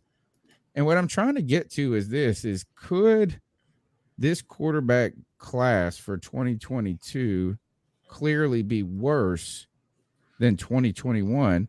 But could Kenny Pickett be a better prospect than Mac Jones? So Mac Jones was part of the better class, and he was a top prospect. But could the number one prospect theoretically of this year of a worse class actually be better than the 5th or 4th quarterback in the best class? Yeah. So I want people to remember this too, and then I'll pass the mic to you, Greg. The class where Patrick Mahomes and Deshaun Watson went, that was supposedly a bad quarterback draft. So keep that in mind. No matter what happens, no one has a crystal ball to the future. And that's why if I was a general manager, my mindset would be, I do not, like every year, I start over my evaluations. I don't take things from last draft into this draft. You have to start your evaluation process completely over and identify the traits that you're looking for in every position on the football team. You're going to do that with quarterbacks as well. Because if you do that, you'll just go with this narrative that, it's not a great quarterback class. And yada, yada. And then one of those teams might pick one of those quarterbacks in the top 10. And everyone's going to say, oh, look at their quarterback hungry, overdrafted them. But then it turns out they're a damn good football player because they did evaluate them properly. Right. So I don't really want to fall too much on it's not a good quarterback class. I think there are a few players who they have some of the traits that you want from elite quarterbacks, but none of them have all of the traits. Now, that's not to say that they won't develop them later on. But, forget about what Trevor Lawrence did in Jacksonville, right? If you're talking about coming out of Clemson, everything that he did, everything that he was asked to do, he was a complete prospect from top to bottom. These guys are not Trevor Lawrence. I would even say Justin Fields. Trevor Lawrence, Justin Fields, complete prospects from top to bottom. I don't necessarily know that you have those kinds of players in this draft. But how about this is there are limitations on every quarterback to a certain degree. Right. I mean, it's like, look, is the best quarterback in the history of football, Tom Brady, isn't the best on paper. He wasn't the best prospect. Right. So I'm thinking about this is Kyler Murray. What's his negative? He's 5'4". What is pick another person? You can pick each person and find something that makes them not a complete and best prospect. And you can say, well, you know what? All of a sudden, Kyler Murray's not going to be 6 inches taller in the future. It's just not going to happen. So you can't grow into a taller quarterback. So maybe what I'm just saying is this is just because you're not perfect doesn't mean you can't be very good in the league. Right. A Drew Brees or something like that. And so just think about this is what if you pick say you picked or Patrick Mahomes. Patrick Mahomes is undersized, right? To a certain degree. He's not huge. No, He he's doesn't probably the look perfect very size. tall. He's like 6'3". Yeah, but he's Okay. not huge. That's not that bad. All right, so I just don't feel like when I look, like if I could have designed him on Madden, I would have made him a little taller. That's it. Just like same speed. I mean, they say that between 6'3" and 6'5" is ideal quarterback height. okay, yeah. What I'm kind of also getting to is this is like, what if you said this is that you could pick somebody. I just don't like the overdraft concept entirely. Well, right? Is it cooler to pick Tom Brady in the 6th? But imagine if you picked Tom Brady overall number 1 and he went on and had the career right now. Would you have overdrafted him? Yeah, kind of. But actually he turned out to be the best player. Mm-hmm. So like, what is the matter if you like a pick at 24 and you like a pick at 9 for a quarterback? Just say a 4 quarterback. You say this is we could either pick a Pickett or Coral or whatever this guy, and we just pick him. We would have picked him at 38, but we wouldn't have picked him at 28. That's where I'm kind of getting at with this. Yeah. It's definitely weird because it's just based on what your team values them at. And I think most of the time, every team has kind of a different value on things. You can have general consensus like Trevor Lawrence is going to be number 1. I think no matter who the number 1 team is last year, that's the guy you're drafting number 1. And that's what you would define. I feel like if you have a quarterback that goes number 1 and then at least another one in the top 5, that's a strong quarterback class because you got 2, what you're looking at, prospects, like Cody would say, that are supposed to be future Hall of Fame or future good quarterbacks. But 2 things can be true to answer your first question, Tony. Like you can have a quote unquote bad quarterback draft class and still have a franchise quarterback, a couple in that draft, Yeah. Right. So Wouldn't you like to be the bad better quarterback of that class than the guy who didn't make it on the team, but was part of a great class and was the 3rd overall? Josh Rosen. Yeah. Well, and it's dude, I keep on going. But go ahead, Greg. I apologize. Oh, you're fine. I was just going to say, I think a bad quarterback draft class is more defined by there's more better players at different positions than there are elite quarterbacks at this point right now, but there's still elite quarterbacks in there. Like when the number 1 guy is going to be a defensive end, just hands down, and the next few guys are going to be offensive linemen, and a quarterback's not that first guy everybody wants in the draft, no matter what. That's the only time it's not a strong quarterback class, I think, or considered a strong quarterback class. Yeah, and again, I want to go back to that 2017 draft class. It was either 16 or 17. Yeah, it was 17. And remember, Deshaun Watson and Patrick Mahomes, they went 10 and 13. Like, no one evaluated them to be like top picks.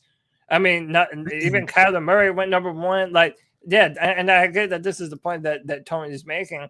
But that's why, I mean, sometimes you live by the sword, you die by the sword, right? So everybody was making fun of the Giants when they drafted Daniel Jones, and they thought that they had a franchise quarterback. But they also passed. The thing we made fun of them about it is that they had more, like they could have picked other guys that were clearly better.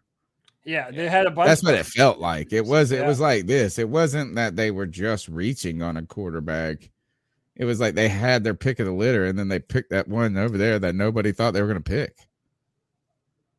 Yeah, that's what it felt like. I got to go back and look at the draft, but I feel like he went ahead of some people that I was like, what?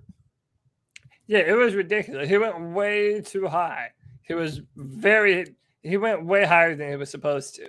And didn't he get propped up like days before the draft too? Like it was just a few days. Well, Mel Kiper kept stroking that dude off. Nah, you know what it was? It was all because of the Eli Manning, Peyton Manning, and that coach at Duke, David Cutcliffe. David Cutcliffe was Peyton Manning's coach in college or something like that. Right? Like, and he has a connection to the Peyton Manning kids. Like, all of them came through the David Cutcliffe training thing as they were coming up. So he's involved with the Mannings. And think about this is what does Daniel Jones look like? He looks like Eli Manning. Not, I mean, like when they have the helmet on and they're side by side, you're like, oh God, they tried to pick Eli Manning part 2. And it's because of that Cutcliffe connection that they were like, oh, and he's been coached by this. He went to the Peyton Manning camp as a kid, like all of this. He looks like a Manning. He might as well be a Manning. That's why that's where it's like, and that's what the Giants do. They're very incestuous. You know that the GM that they just got is the first time they've had a GM from outside of an internal hire since 1976 or something like that. Oh, they keep it in the family, like yes, they're incestuous, dude. That's why they go back. If think about Joe Judge. Joe Judge is an incestuous hire because what do? They panic and they call former Bill Belichick defensive coordinator on their Super Bowl team with Bill Parcells, right? So they reach into the Bill Parcells well of knowledge to bring in somebody.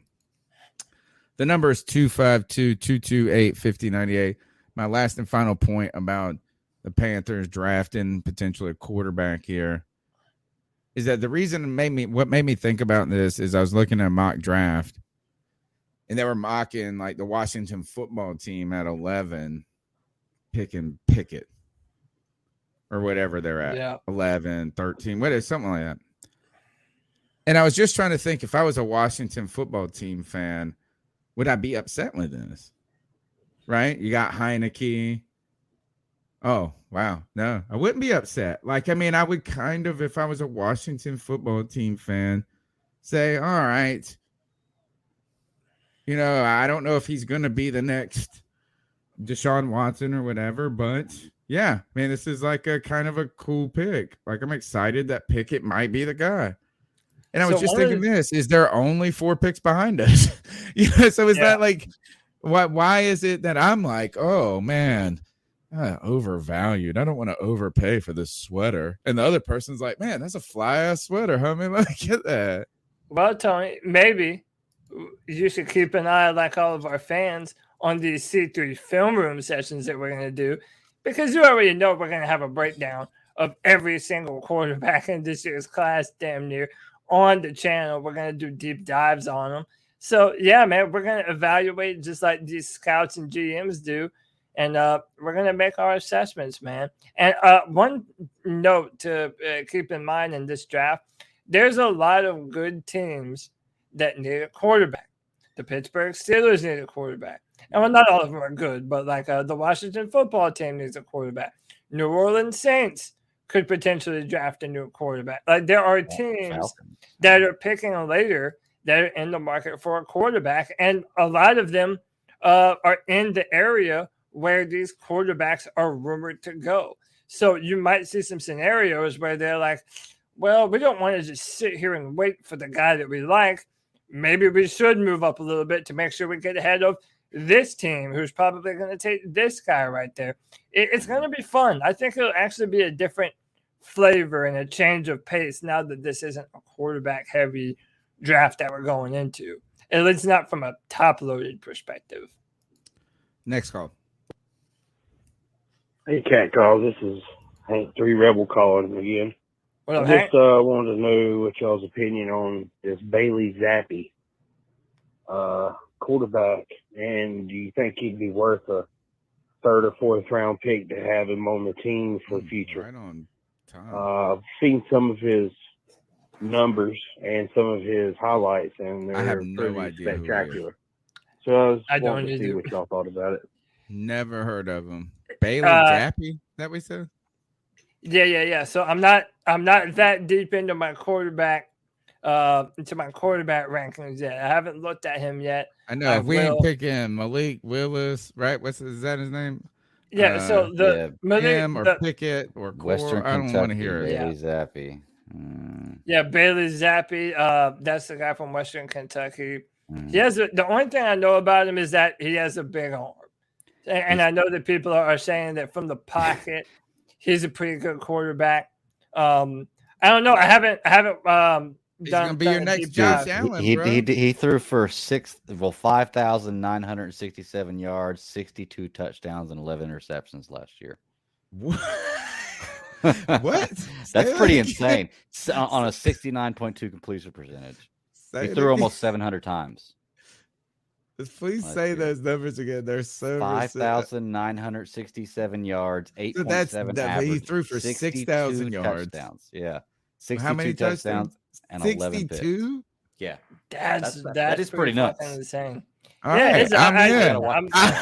You know what? Fuck it. Y'all said Yeah. Zach Wilson was dope. He looked pretty cool. He was playing team. Let's do it. Trey Lance killing it. Man. He's 6'1", 220. It's not terrible. 4-year senior, Western or Kentucky. How old? I'm not sure, but this 32. is his best year. Last year, he only threw for 1,800 yards and 15 touchdowns. Yeah, he's already 26 years old or some shit like that. Yeah. I mean, no, listen, I've heard a lot about him. Fake. I mean, not fake. I mean, his rating is 168.9. He does have crazy, and that's why a lot of people. That's why a lot of people are saying his name more and more. We'll see though, and see. Here's my deal. I want to know what the caveat is. I just need to look at the film, and to see what I can find on him, because for all those numbers, all those numbers that Greg just read out, I haven't heard one mock consider him to be a first round pick. I've never heard of him. So there's some caveat there. I mean, again, I've never seen this guy, so I don't know. Maybe he's not very mobile. I don't know. I haven't seen him yet, but I will. I'm going to be looking at more and more quarterbacks. I mean, every day I'm trying to look at like 3 or 4 players, and I've been doing that every day. So I've been, working down my list, looking at more and more people. I'm working on that big board that's going to go up on our website. Yeah, I'm getting to it. I promise. What I do not want is the middle round quarterback pick. I don't want the 3rd or 4th, 5th round quarterback pick. And not because that they haven't worked out in the past. Right? I'm not saying that's impossible. But here's the thing is that I just don't think you draft somebody in the 4th realistically believing they're going to be the future. Right? Like, I mean, it's like, I just don't feel like if they are the future, that's dope. That's awesome. That's super cool. But like when you draft a quarterback in the 3rd or the 4th, I feel like it's like a luxury pick. Like you can make that because we got an extra 3rd. It's like what Pittsburgh does every few years. And they pick somebody and maybe they're going to be the guy, maybe they're not. But you don't pick a 3rd round quarterback to be your starter in 2 years. Right. And if he is, that is super cool, but that's a long bet, ain't it? Mm-hmm. Yeah. A long bet. You wouldn't do that you wouldn't pick like that'd be like, you know what? We don't got no defensive ends, nones. No starters on this team. All backups. Mm-hmm. So guess what? We're gonna pick a defensive end in the 3rd and the 4th, and they're gonna be our future. You would not do that realistically. The only thing is you just don't know. I mean, Dak Prescott. Right, it could happen, but it's pick. Yeah, it's a long shot. It doesn't typically They didn't pick work. Dak Prescott to be the starter the next year, did they? Yeah, they were expecting to have Romo for a few more years at least. And that's what you're saying. Like, if you want a really good, competent backup quarterback, it's that 3rd and 4th round, maybe 5th or 6th that you take a flyer on a guy like that. And I'm not mad at that. I wanted us to do that when Cam was still in his prime. You know, I don't want Will Grier. Exactly. Yeah. It's just a wasted pick at this point. If I had to, like, look, do you get mad if you're the Bucks last year and you took a quarterback, which they did in the 2nd or the 4th or whatever it was? Yeah, Kyle Trask. You're not mad at that pick. No. You're not mad at it. You're just like, all right, man, we got to, like, that's what you do. And that guy is sitting behind Tom Brady. But if they didn't have Tom Brady, they wouldn't be pumped if they were like, you know what, we're going to pass on all these quarterbacks and then wait and get Kyle Trask and it's going to work. That's just bad betting. Yeah. Next call. Man. Yo, Corey calling in again, man. Last part of my call, but I just desperately want this team to start doing shit that like makes sense, man. It's like, Amen, okay, we can brother. be a bad team, we can be a rebuilding team, we can be like all that, like okay, but the decisions that we make, I've made this point before in previous calls, it's like they don't make sense, and if they don't make sense at the time, these aren't hindsight calls, bro. It's just like I promise you, if we had stuck with the plan that we had, just like sticking it out with Teddy, maybe drafting Justin Fields or God forbid Mac Jones in the first round. If Justin Fields had the same fucking year that he had this year, like Justin Fields objectively did not have a good year. Like we can all say that he objectively was bad this year, but he's still a talented guy, very young, terrible offensive line. We can recognize all that and say, all right, cool. He still has, he still has something to prove in the NFL. Now, if he had that same year with the Panthers and we were fucking still 5-12, I promise you, we wouldn't feel like the roof is falling in because we didn't like we have a quarterback, we fucking abandoned ship, and now we're stuck with Sam Darnold when we could have had at least maybe Teddy Bridgewater with one more year on his contract and a young quarterback on a rookie deal who could potentially be our franchise quarterback. If we still fucking suck as a team, that's better than where we are right now. It's like you just do shit that you got to do shit that makes sense, man. Like fucking hiring Ben McAdoo as your offensive coordinator when you got a head coach that's already on the hot seat, that shit does not make sense, bro. Like the Giants have won 2 Super Bowls in my lifetime that I've seen. I've watched them with my own fucking eyes play 2 of the greatest games ever. They got 2 rings, and now they're a laughingstock in the NFL. And Ben McAdoo is partly to blame for that shit, bro. He was like part of the beginning of that shit. And it's like, what made what I'm saying? It's like the shit we do just don't make sense. And this is another move that just looks bad at the time. Like we're gonna look here a year from now and say that Ben McAdoo was the wrong fucking hire and that we shouldn't have done this and we shouldn't have done that. But we're did it cut him? Fans that have a fan's knowledge of football can sit here and say this is a bad move. This doesn't make sense. I don't know, man. Just like it's so fucking frustrated. But appreciate it, man. That's the last time calling in, man. I'm gonna go sit down and go watch some actual real good football teams play in the playoffs, man. Appreciate it. Appreciate you, Corey. The Panthers are ass backward, dude. Every single move that we've made for the past 2 years has been the wrong decision, and it's only gone on to infuriate us. Nothing we do makes sense. Every bad thing that happens to us seems avoidable. It seems that we could have mitigated the damages that were done to the Panthers team, especially when you look at the offensive line, Brown and Christensen. We don't have to keep rehashing that. Everything that he does is backwards. Everything that he says makes people hate him even worse than they did before. He does nothing to inspire any confidence.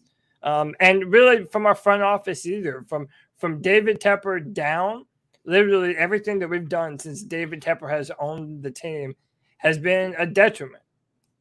So smash the thumbs up button. Subscribe to the podcast. We're on iTunes, TuneIn, Stitcher. Please go to CarolinaCatChronicles.com. Check out some of the written work I've been putting out about 3 defensive players we need to re-sign in free agency on this team already. Cody and I did a free agent video last week discussing many of these things. Also, Ben McAdoo, offensive statistics, damn statistics, and horrific statistics is up on CarolinaCatChronicles.com. Go check that out. Click on an ad. You know what? When you go there, just click on an ad. Don't even read the story. Just click on an ad. That would help. 252-228-5098. Let's go to Joey, the Blind Panther. Hey, guys. It's Joey. What's up, Joey? First of all, I heard we hired McAdoo on the Friday free-for-all. So my thoughts on that, I don't know. Because my thing is, Matt Fool is on a really short leash this season. So then what would happen is he would be, he could get fired and he could be the head coach, because that's what Tepper was literally looking for, is someone that if he were to fire Matt Rule, he was looking for someone that could replace him, because if he had that someone, if he had McAdoo last year in 2021, Matt Rule would have been fired. I honestly think that. But that leads me into what I was going to say next. You guys were talking about Brady Christensen and Deontay Brown. Because of all the bullshit Matt Rule spewed about them, about why they're not good. Brady Christensen's the guard and the arm, like all that other bullshit that I don't like saying because it makes my blood pressure rise tenfold. But you know what I'm talking about. If if Brown and Christensen are good starters next year, that's not good for Matt Rule, because Matt Rule has been so adamant that about not starting them.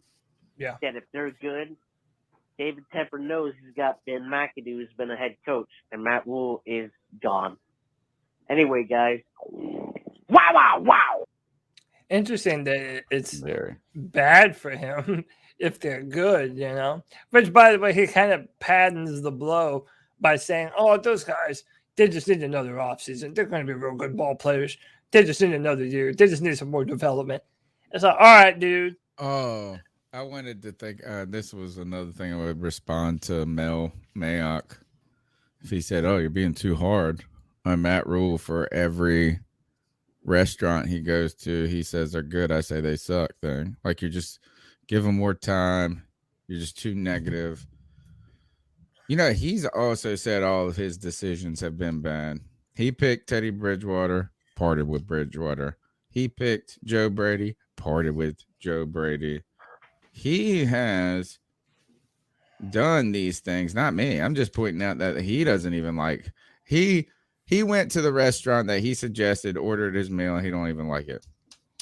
But everything's going to plan.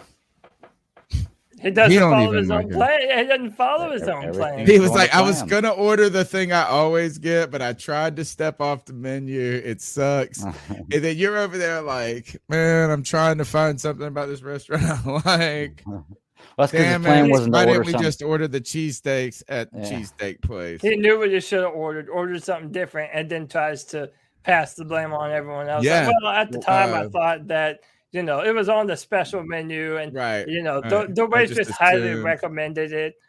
Guys, I don't think he had a plan to order anything. I just think the plan was just to eat. Somebody else told him that the restaurant was good. He just was like, okay, well, just take him there.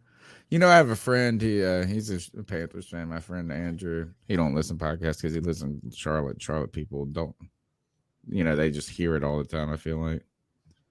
But he said that. So we're college friends. His wife is real good friends with my wife, and they go to Philadelphia. He said, I was with Suzanne. We're at Philadelphia. We go to Pat. It's Pat and Gino's, right? The Pat's on one side of the street, Gino's on the other. It's the two cheesesteak places, like of Philly. Like they're on every TV show. It's the two cheesesteak places that are world renowned. And they're not even the best in Philly. They're just the ones everybody knows. You can get Whiz or mozzarella. This is a Philly thing. So he goes, man, we go to Philadelphia. I'm from North Carolina. We're country as fuck. And he goes, we're like not Philadelphia people. Clearly tourists going to Pat's and Gino's just to get a cheesesteak. Like, it's so touristy. And he goes, Suzanne makes me go up there and ask for a chicken cheesesteak. So he's like, and my girlfriend wants a chicken cheesesteak. So you go to Pat's, so you don't even get the damn cheesesteak. Oh, dude. Yeah, I had a cheesesteak today, by the way. Pretty damn good, if I do say so myself. Shout out to Sal's in Charlotte. Yeah, man. Like, I think we all know who Matt Rule is at this point. He's a goofball who doesn't know what he's doing, and he's just kind of he gets the chicken cheesesteak at Pat. He gets a chicken cheesesteak. Right. This dude order. Has no. I think the words I'll use. Matt Rule has no conviction Which is funny Right. because I everyone agree. compares him to a preacher man. Yeah, But- we thought he was sold on conviction, and it turns out that he doesn't. Yeah, this dude he's the opposite. I mean, Tony, you said that he isn't, but he really is kind of a con man. Like, even if this goes terrible for him, this guy is walking away with millions of dollars. He'll be just fine. He won't have to work a day the Did he rest of his life. stumble and goof into it, or did he dupe us? I think I almost feel like this is like we're the dumb ones on this. Either way we're doing. Yeah, it's like I don't even feel like he tricked me. I just felt like I was an idiot the whole time. Yeah, either way we're duped because of Matt Rule. But anyway, let's get some more of these calls in. Hey guys, this is AU Link again. Currently watching the Rams. Tampa Bay going at it. Go Rams. Anytime Tom Brady gets creamed, I'm okay with it. So I got two things to talk about real quick. I'll see if I can keep it short. First, I'm hearing some rumors that Matt Rule is wanting to be the coach at Michigan. Harbaugh leaves. So if that's the case, then all we need to do is get Harbaugh to leave, and he'll take the job, and boom, everyone will be happy. We didn't even talk about this. Second thing, draft. I think the best thing that can happen for us is we trade back. You guys discussed it on Friday, free for all.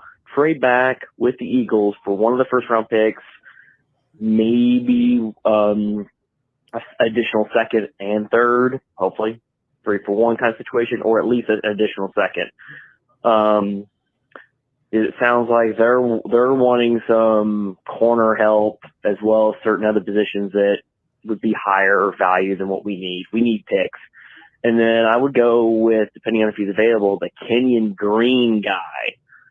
If I'm pronouncing his name right, he all best guard in the class, and then just go from center or corner or linebacker. So we'll hear what you guys think about that idea. Keep pounding, and we'll see what happens in Michigan. Bye. Yeah, so two good points we should talk about. It was put out, I believe Jason LaConfora was the one who started the this rumors I don't about. trust that dude at all. He gives. Yeah, all you've the said that worst before. You're not a information. Jason LaConfora fan. He's been wrong a lot on issues related to the Panthers. Yeah. So I don't know, man. Like,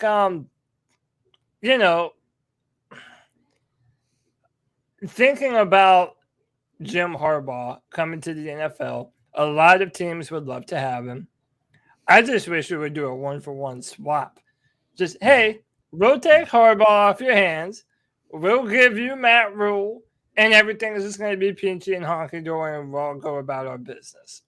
But it doesn't work that way.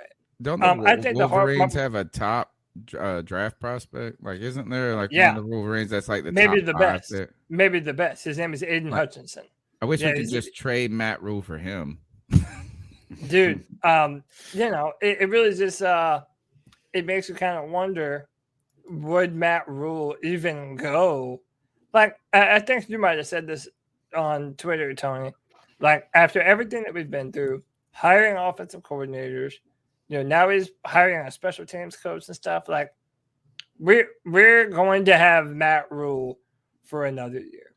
He's not going to college. Maybe he does. We all hope that would happen, but then again, you would be behind. I mean, the it's not process. impossible, but like every day that passes and every move that's made, every breath that's taken, I'll be watching you. I'll be watching Matt Rule. I'll be watching Matt Fool. I mean, that's where we are with him. I mean, it sucks. A couple of things about that though. Somebody put in the chat that Michigan likes the alma mater guys or whatever. They hired a guy that was outside of the family once, I think, and he was from Virginia Tech or West Virginia. What was his name? He had like a Puerto Rican last name. He was there for a second, and I don't think he was Puerto Rican either. So they have hired out, and it didn't work, and they went away from him real quick. But I heard this weird. I had never heard this before, and it's weird. that someone, I heard a rumor on the radio, and it was like from a national radio host. They said that there's a rumor out there that Jim Harbaugh smells. Like literally, like one of those. So I know some people that are very nice people. They're friends of my in-laws. And, this lady was my 8th grade teacher, I guess. But like her and her husband got bad breath. Ew. I mean, they just do. You know what I'm saying? They got halitosis. They have chronic halitosis. I mean, and they're good people. Yeah. They're nice. They're good, honest people. They're also a little bit closer talkers than you would. Like you might not notice it if that was the case. Yeah, exactly. Exactly. So you're kind of. And so I was just thinking about this is that, it was Rodriguez. Yeah, West Virginia. See, my Paul got my back. But it was like this is like I would take Pigpen Jim Harbaugh all day long over Matt Fool. Give me stinky Harbaugh any day. I'll sit beside him on the bus. I'll sit beside him on the airplane. If that's what it takes to get Matt Rule, that's what I would be talking about. But I think since the pandemic, a lot of people have had to learn the hard way how funky their fucking breath is, because you put that mask on your face, and then, dude, now you're breathing back into your own nose. Floss your teeth. Go to the dentist. Use Listerine. Brush your teeth. Go to the dentist. Get your mouth clean. It's good. That shit is nasty. By the way, man, shout out to John. Our buddy, One Carolina, said, tell CK I'm praying for him. I've got COVID too. It's been kicking my tail. Just got out the hospital. Oh, man. Doing better, though. Hey, John, get better, man. You and CK, man. Happy you're out the hospital. Hate that happened to you, man. I was in the hospital early in 2020, and I still think I had COVID. I've been thinking about you, John, like for a minute. And I think we got to find a way in next season for us to collab more. Yeah. That's what I want. John's awesome. I was thinking about it the other day. I was like, man, I think he's a good fit for us to collaborate with. So, we'll be thinking about you. Get better. Him and CK got the best voices in all of YouTube. They really do. Them good. They got some pipes on them. They do. They're blessed. Next call. Shout out One Carolina. What's up, C3? I think. Hey guys, it's Chuck from Elizabeth City, aka Carolina. What up, Chuck? Just kind of want to throw this out there. We really had some high expectations going into the season, and the big draft we had, and all the extra picks, and Federer being a hero, and it was a head scratch with a long snapper when we needed offensive linemen. Well, then, we did some free agent signings, and I like the Hassan Reddick and the Frankie Louvu, and questionable calls on the offensive line, which that proved to be correct. But I look at it this way, guys. When we got into training camp, when we were scrimmaging other teams, and even going into preseason games, and we kept looking for the Joe Brady to open up the playbook, or we kept being a mirage. Told us that we were just hiding things until it was time, and that was BS. You see right through it. You could see this team wasn't progressing in training camp, and it was just a lot of coach speak. I say that because I really do believe that Matt Rule, as we go into this coming up season, no matter how well the draft works and what favor, whether we take a lineman or quarterback or trade down, whatever we do, and however free agency works out, I think once we get to training camp, we're going to get an idea about how these guys practice, how we scrimmage, and how those first preseason games go, to see if he's learned any damn thing about how to run a team. Because if he doesn't, and then things don't change quickly, the writing's going to be on the wall before we even play our first game. So, it's just there. You can tell when a team is not really having the structure, is not really given any type of a vision, is not given any chance to show growth as the preseason before it begins during training camp. And I think that's the one thing you can look at this team and see that Matt Rule is definitely fool's gold. Fool's gold, I agree with. what I don't agree with. What do you guys like about that call? Because I have one thing that kind of just irks me about it. What do you think about this idea that we could have, like, we got this fool's gold? Where I go crazy on this call, and Chuck, love you, I agree with all of it, is that I didn't have my expectations too high. Even at 3-0, I was reserved. And I just wasn't. And what I just didn't need is this team. I didn't need this team to even win more than 7. Like, if we would have won 7 this year in the right way, I would have been like, oh, walk in the right direction. I'm walking down the lane. If we would have won 5 in a way that didn't make me question the whole integrity of my life and my childhood and all of that, then I'll be fine.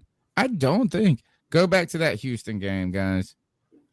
I won't just like, oh, this is like I was pumped. I thought we were going to beat the brakes off that team. And when we didn't, I was like, something ain't right. It's just not. But I didn't need them to win 10 games, dude. I didn't need them to win the playoffs. That's the one thing I don't like about this. I felt like Matt Rule believes that if he would have just won 2 more games, I would feel better about this shit. Nope. I don't trust the future. You know what this is? I listened to this discussion one time on NPR about trust. And they were talking about, like, it takes a lot to build a trust and it takes very little to ruin it. Mm-hmm.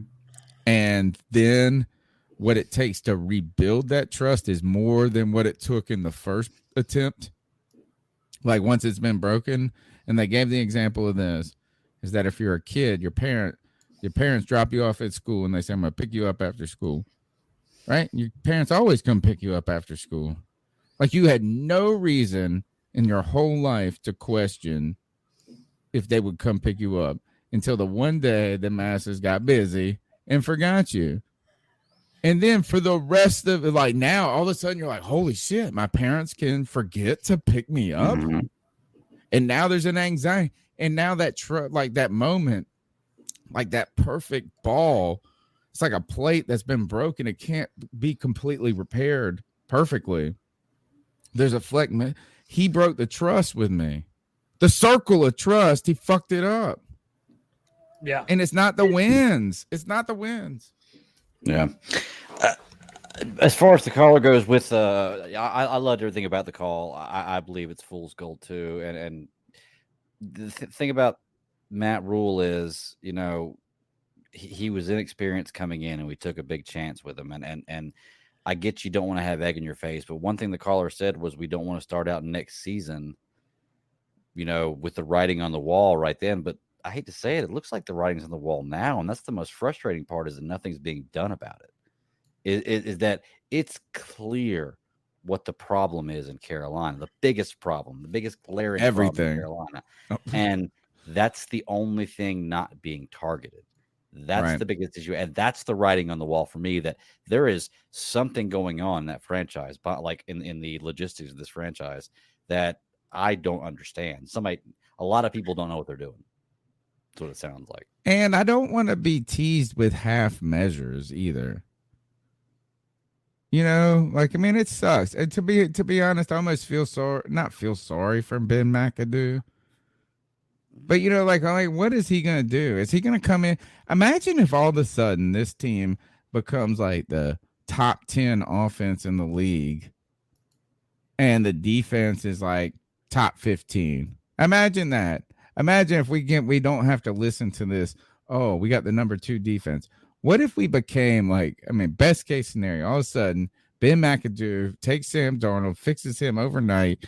We got all these receivers, 1,000 yards. This shit's cooking. And the defense takes a step back, which would be realistic, right? Not everything can go right. Mm-hmm.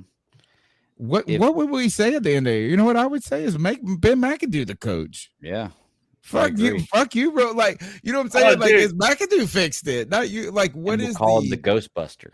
Dude, he's going to be. Look, Ben McAdoo. It's not going to work. It's going to fail. Ben McAdoo is going to be the head coach of the Carolina Panthers.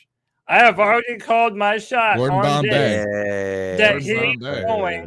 he is going. Matt Rule is going to be fired in the middle of the season next year, and Ben McAdoo is going to be your interim head coach for 1 year. And then you have to pray that he doesn't show signs of life down the stretch where David Tepper's like, all right, I'll run it back one more year with Ben McAdoo. Now, fuck that, Mr. Daly. Yeah, right. I mean, that's where I like pull a Band-Aid off. That's what it is with Matt Rule. 252-228-5098. What's up, C3? What's 89 good? J Stubbs. What's up, J Stubbs? Angel investor. Hope everybody's week is going great. And what an amazing weekend of football, man. It's so tough watching all these great quarterbacks making these plays with 13 seconds, and Sam Darnold can't score with a whole game. You know what I'm saying? Anyway, Amen. So just thinking, and I see a lot of the fan base kind of come around, and again, just taking the quarterback this year, it frees up so much money in the future.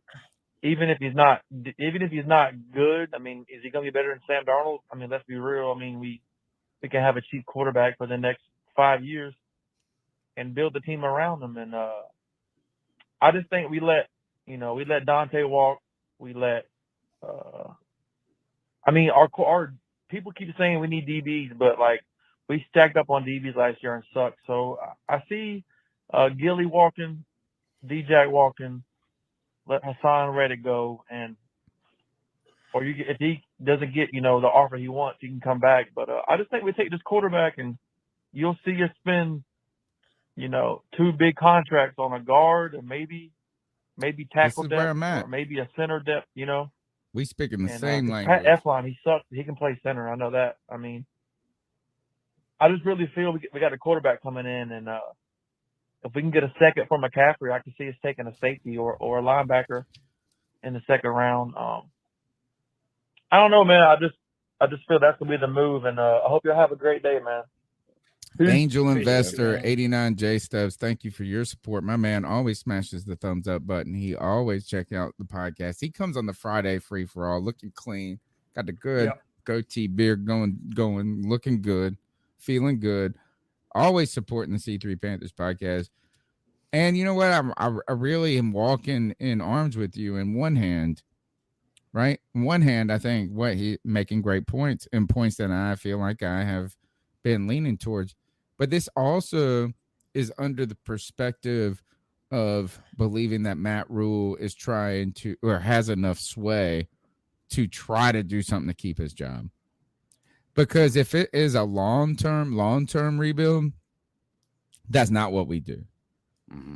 Right? Yeah. It's not what we do. If it's a long-term, if and this is what I'm just interested in, is we'll kind of know from free agency if Matt Rule is a dead man walking, like if he's a lame duck, or if they're going to at least give him an honest opportunity to save his job. Because if you trade back, if you just pick a lineman, he's done. He's donezo. Like he can't win in the future. And you got to wonder, is Tepper not firing him at this moment because he knows he's going to fire him next year, and we are going to tank. We are going to tank for the quarterback class. Who are the guys? The Alabama kid, the this and that are on the horizon. It almost feels like, man, the Carolina Panthers could be tanking with Matt Rule being the guy. You know what? It's like, might as well not fire you right now. We're going to lose 12 next year or whatever it is, or 13. Good luck getting a job. You're gonna know anyway. We're gonna know who the diehard Panther fans are. Y'all better prepare yourself, man. We might be getting ready to go through some lean times, because then let's say next year is a bust, right? Well, then you're rebuilding for the next year with the new head coach and players that you have to sign. It's like, that's why we've been saying rip the Band-Aid off now, because now you're putting all this off. and we already know it's inevitable. Well, what if you're not, Cody? What if you've already resided, though, that you know what? It's tankathon time. But who made the decision? And you know what? We're going to make Matt Rule. We're not going to give Matt Rule any pieces. We're going to make him and McAdoo go out there and try to fix this shit with nothing. No draft picks, no trades. We ain't giving you shit, bro. We ain't even giving you $1. You got to take us on a date. We ain't giving you no money, no allowance coming to you. And because you know that even if you fired him today, that next year, that guy's going to be terrible because he don't got no draft picks, the coach. And then he's going to have to go out there and he's going to have to take all the hard questions and this and that.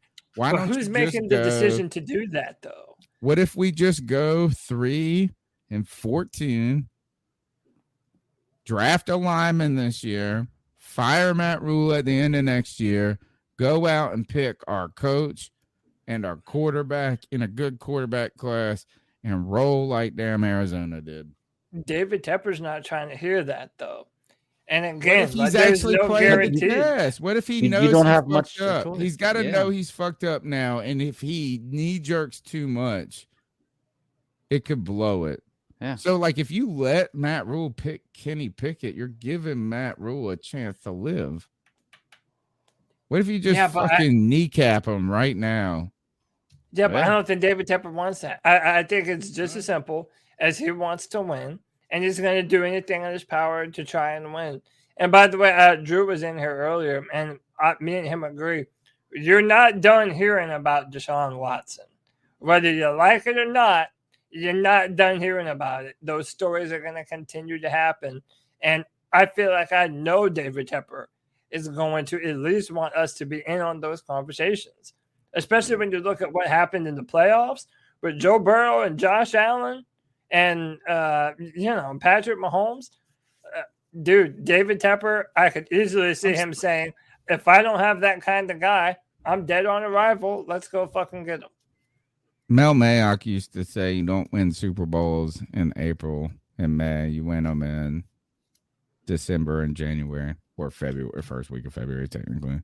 And what he was always saying is that having the best draft and all this doesn't make you a best football team. True. Right? I mean, it's like you can win the headlines. You can win the news cycle. I'm starting to wonder a little bit is if Tepper is going to be about Watson, if he's going to be so all over the place in a certain way, is he just trying to push the stock price up a little bit around earnings or where they do the quarterly calls? Yeah. And they got to report their quarterly earnings, and the CEO's got to do this. And it's like, we just got to push it up. So we're going to announce an acquisition 2 weeks before just to give it a little bump. Right. We're going to float our name in the Deshaun Watson ring just to give us a little bump at this time. But then it doesn't help us because we're firing our coach and this and that. And Deshaun Watson, I guess you would say a couple of weeks ago or a couple of months ago, you'd say he would never come to Carolina. But the worse this story gets for him, the worse, he has less power where he's going. He might just end up, some people are starting to wonder if he's going to play in the NFL again, let alone does he get to pick which team he plays for. So, we'll see. Let's go to the next call. Cody. Oh, CK. cover me for a second. Tony. Nick. And probably Greg. What's up, guys? What's up, man? I got a question for you. If you are the company that you keep, does that mean that Sam Darnold is going to start fumbling now instead of throwing picks? I'm genuinely curious because he spent this past weekend hanging out with Kyle Allen.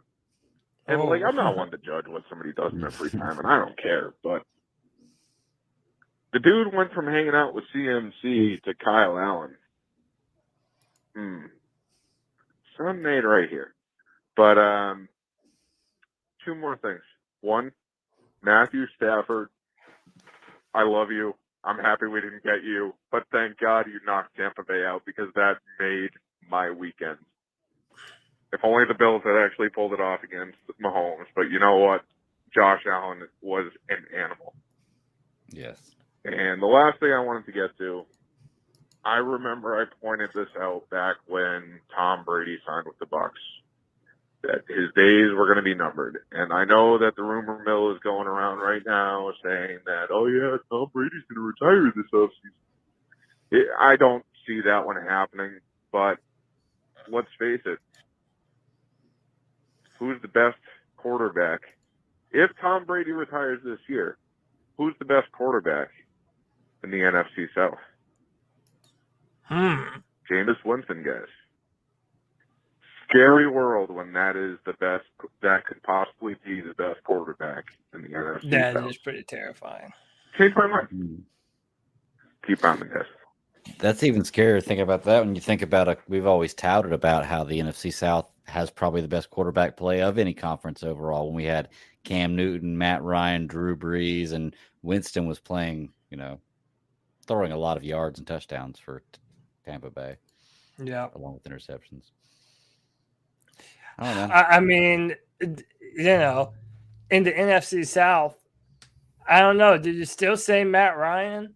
I feel like everybody just heaps praises on Matt Ryan. And, hey, listen, maybe Matt Ryan is another Matthew Stafford, right? Maybe he's just on the Falcons. He's too old now. He's not. He's like 8 years older than Matthew Stafford. Nick asked us who's the best quarterback in the NFC South. He said Jameis Winston, which is crazy. No, it's Tom Brady. But wait, he said Tom Brady. He said outside. He said outside. Why? Why do you guys think Tom Brady's going to leave?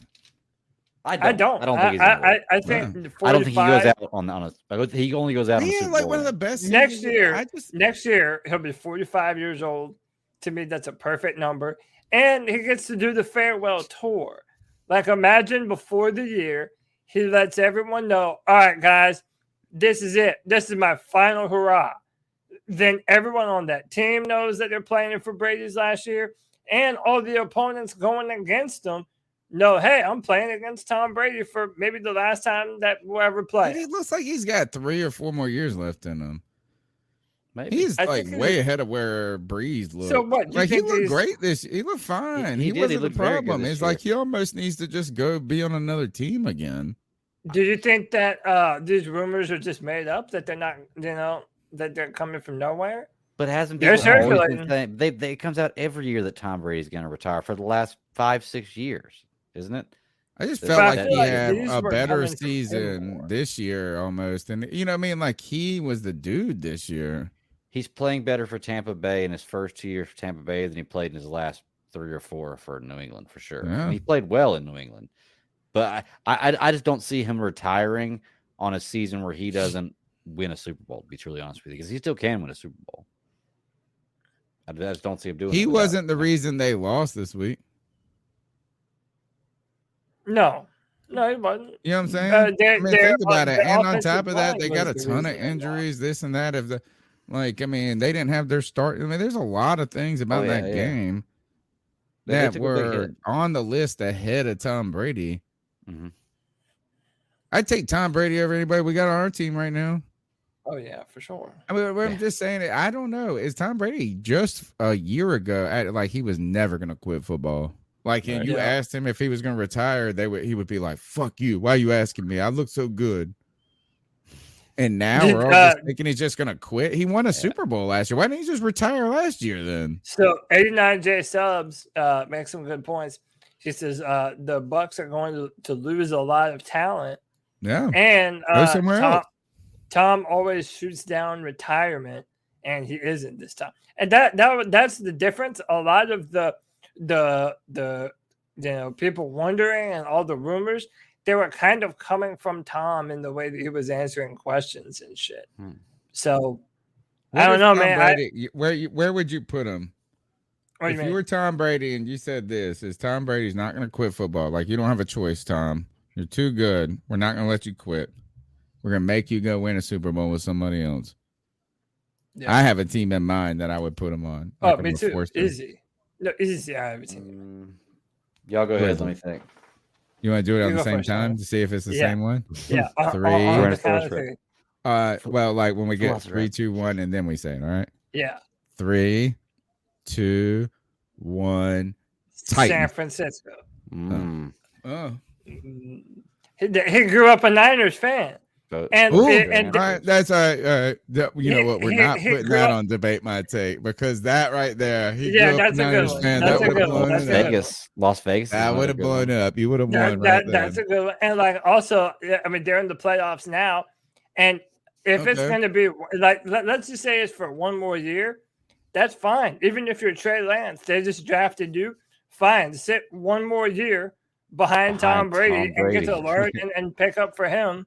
Yeah, you're good to go. And be our guy for the next 15 And they have years, George man. Kittle and Shanahan. Yeah, that would be it. What about Vrabel? The Vrabel connection a little. I love Vrabel. Vrabel's a dude. Yeah. I love that. Tennessee, man, with Tom Brady would have not lost this week.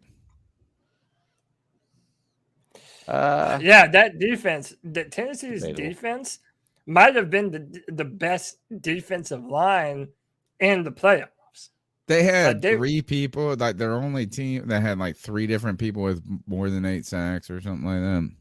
Yeah. On a, I think this, it kind of sucks when you see, and I'm not saying that Tannehill is sorry. And like, I mean, Tannehill, I think has overperformed, outperformed anything that anybody thought he would. And he's earned every dollar he's made.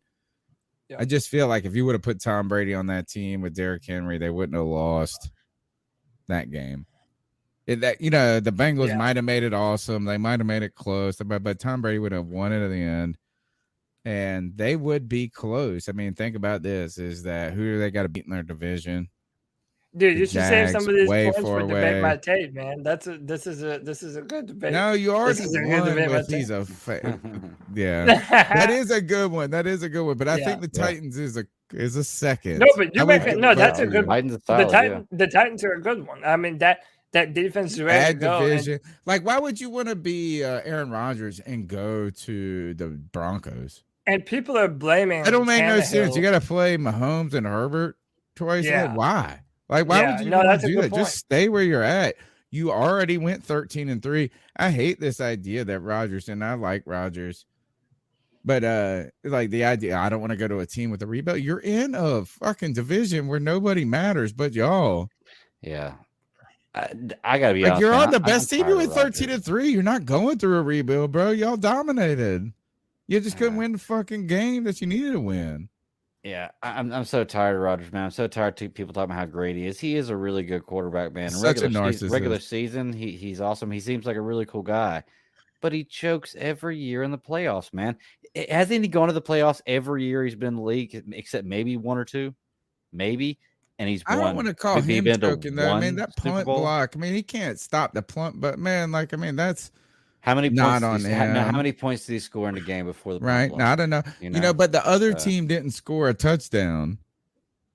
An offensive touchdown. Jimmy G You know what I'm did- saying? More reason you should have won the game. And by the way, that Like, they lends to only my- kick field goals. Like, isn't that Yeah. the worst? You got But beat that the lends fuck up. to, You got you know, beat by that the lends to- 2003 Panthers. That lends to my argument. That's why Tom Brady would go to San Fran, because they don't. Jimmy G didn't beat the 49ers.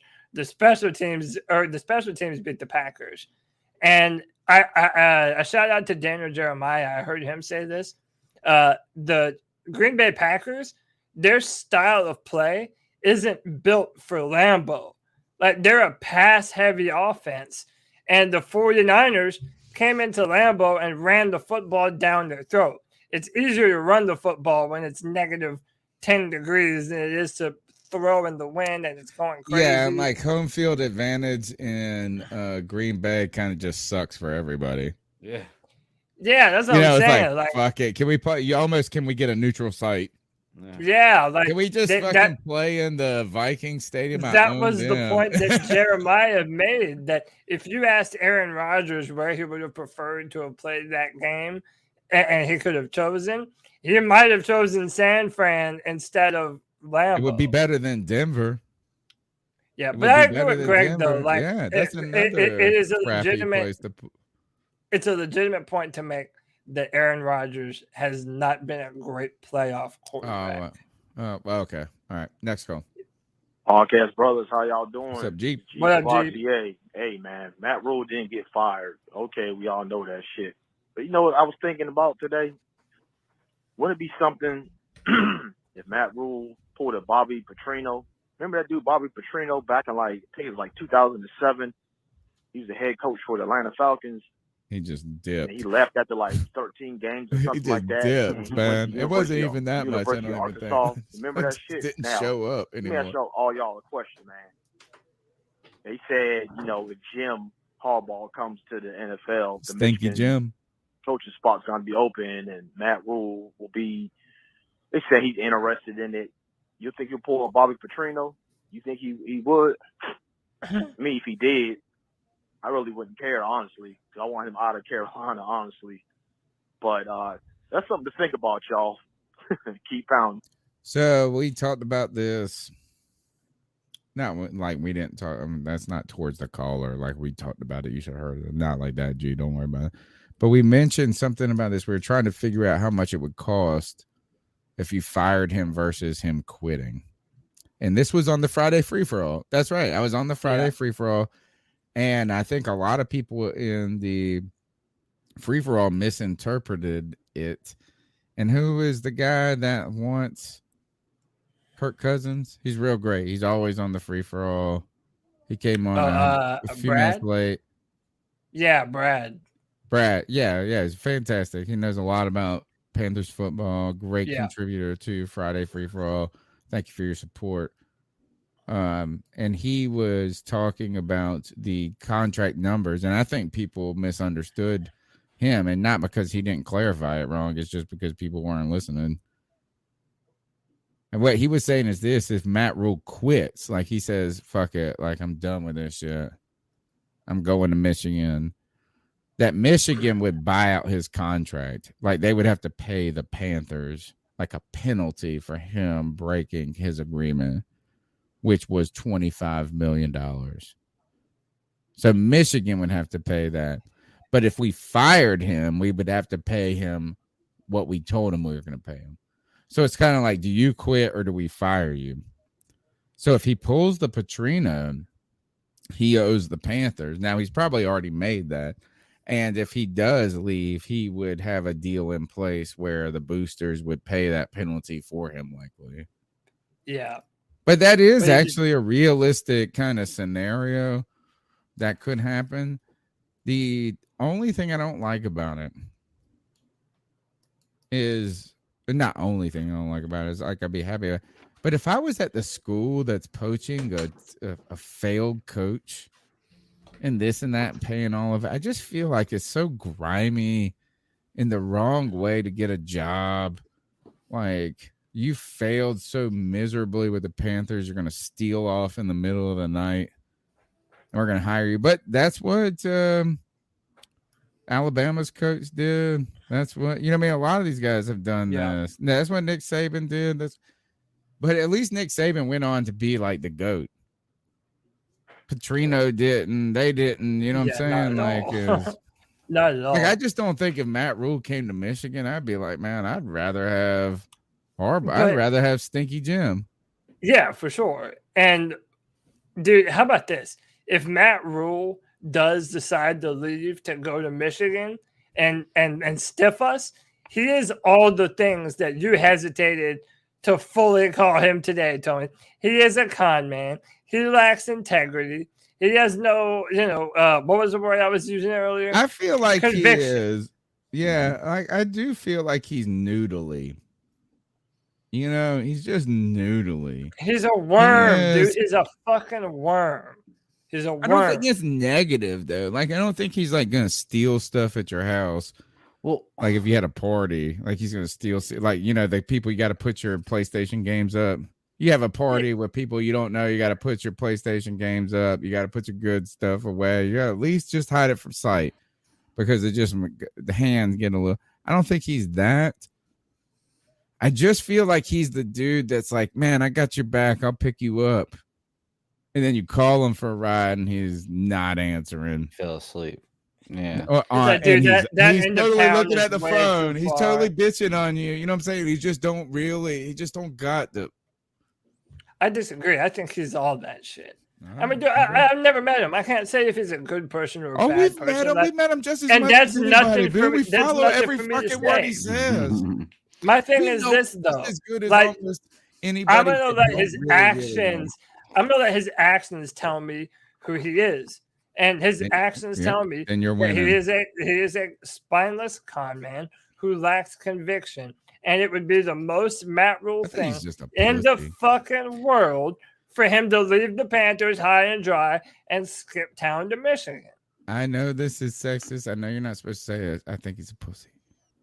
And here's why. Sexist to say that word. Have you said, how many times does this mug say, I want alphas?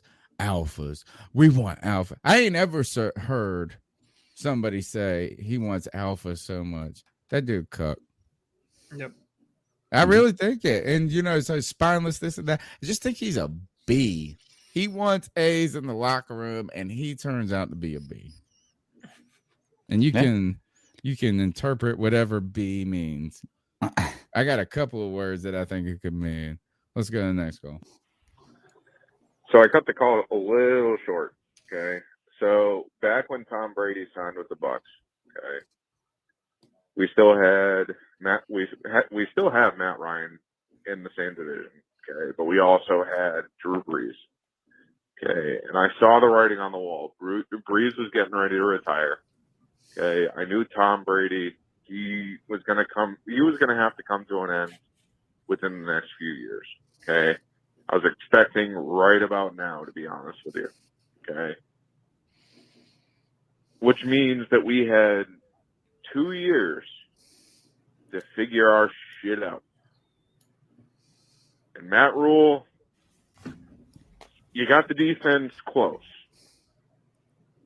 but you missed really hard on the offense. Okay? And you know what? I'm going to go as far as to say Robbie Anderson ain't the guy we should keep. I know that we're stuck with him. Okay? But if we can trade him and we can get something worth just about anything, get rid of him. With how he played, especially during the Vikings, the dude doesn't deserve to be on the roster. Okay? And then to shit on people and to shit on fans, no, you don't deserve to be here. Okay? But then you mess up and you don't let us see Brady Christensen at left tackle against some of the easiest teams to beat in the NFL. We don't see Deontay Brown out there, which I get it. When they finally started to really train him and push him, he got hurt. Then he came in at the last game of the season. Okay? But Matt Rule, you fucked this up. We had 2 years, maybe 3 to get this shit right, and you dropped the fucking ball. Mm-hmm. I don't see you fixing it this upcoming year.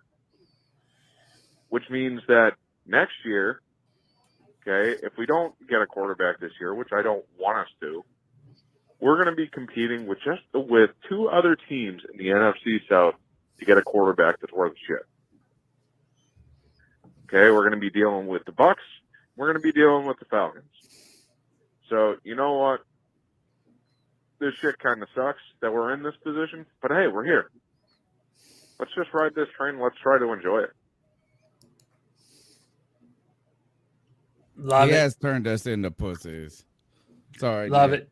No, he's like Nick kind of laid out what I laid out a little bit earlier, that going forward, if things go the way that we're going to predict them to go, things are not about to get very easy for Panther fans.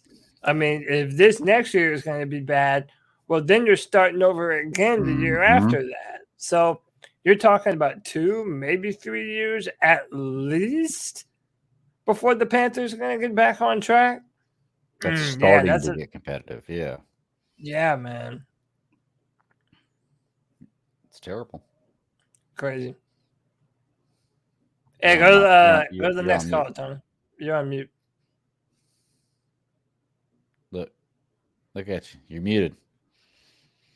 Uh-oh.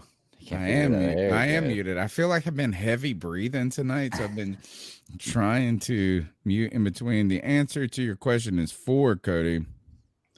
As long as he does, don't keep calling. But I love when they call. I'm not going to give the number again because Cody's like, I got to go to bed soon. It is late.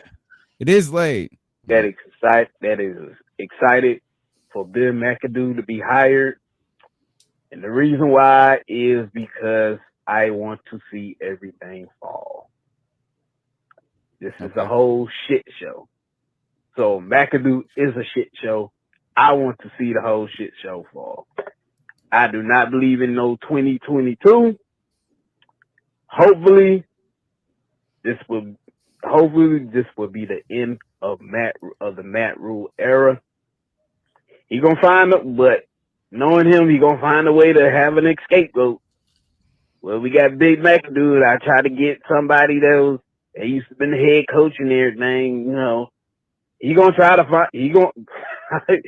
Oh boy, he gonna throw him under the bus. Probably. Yeah. That's what we need to have. A poll. When would Matt Rule throw Ben McAdoo under the bus? I got week 3.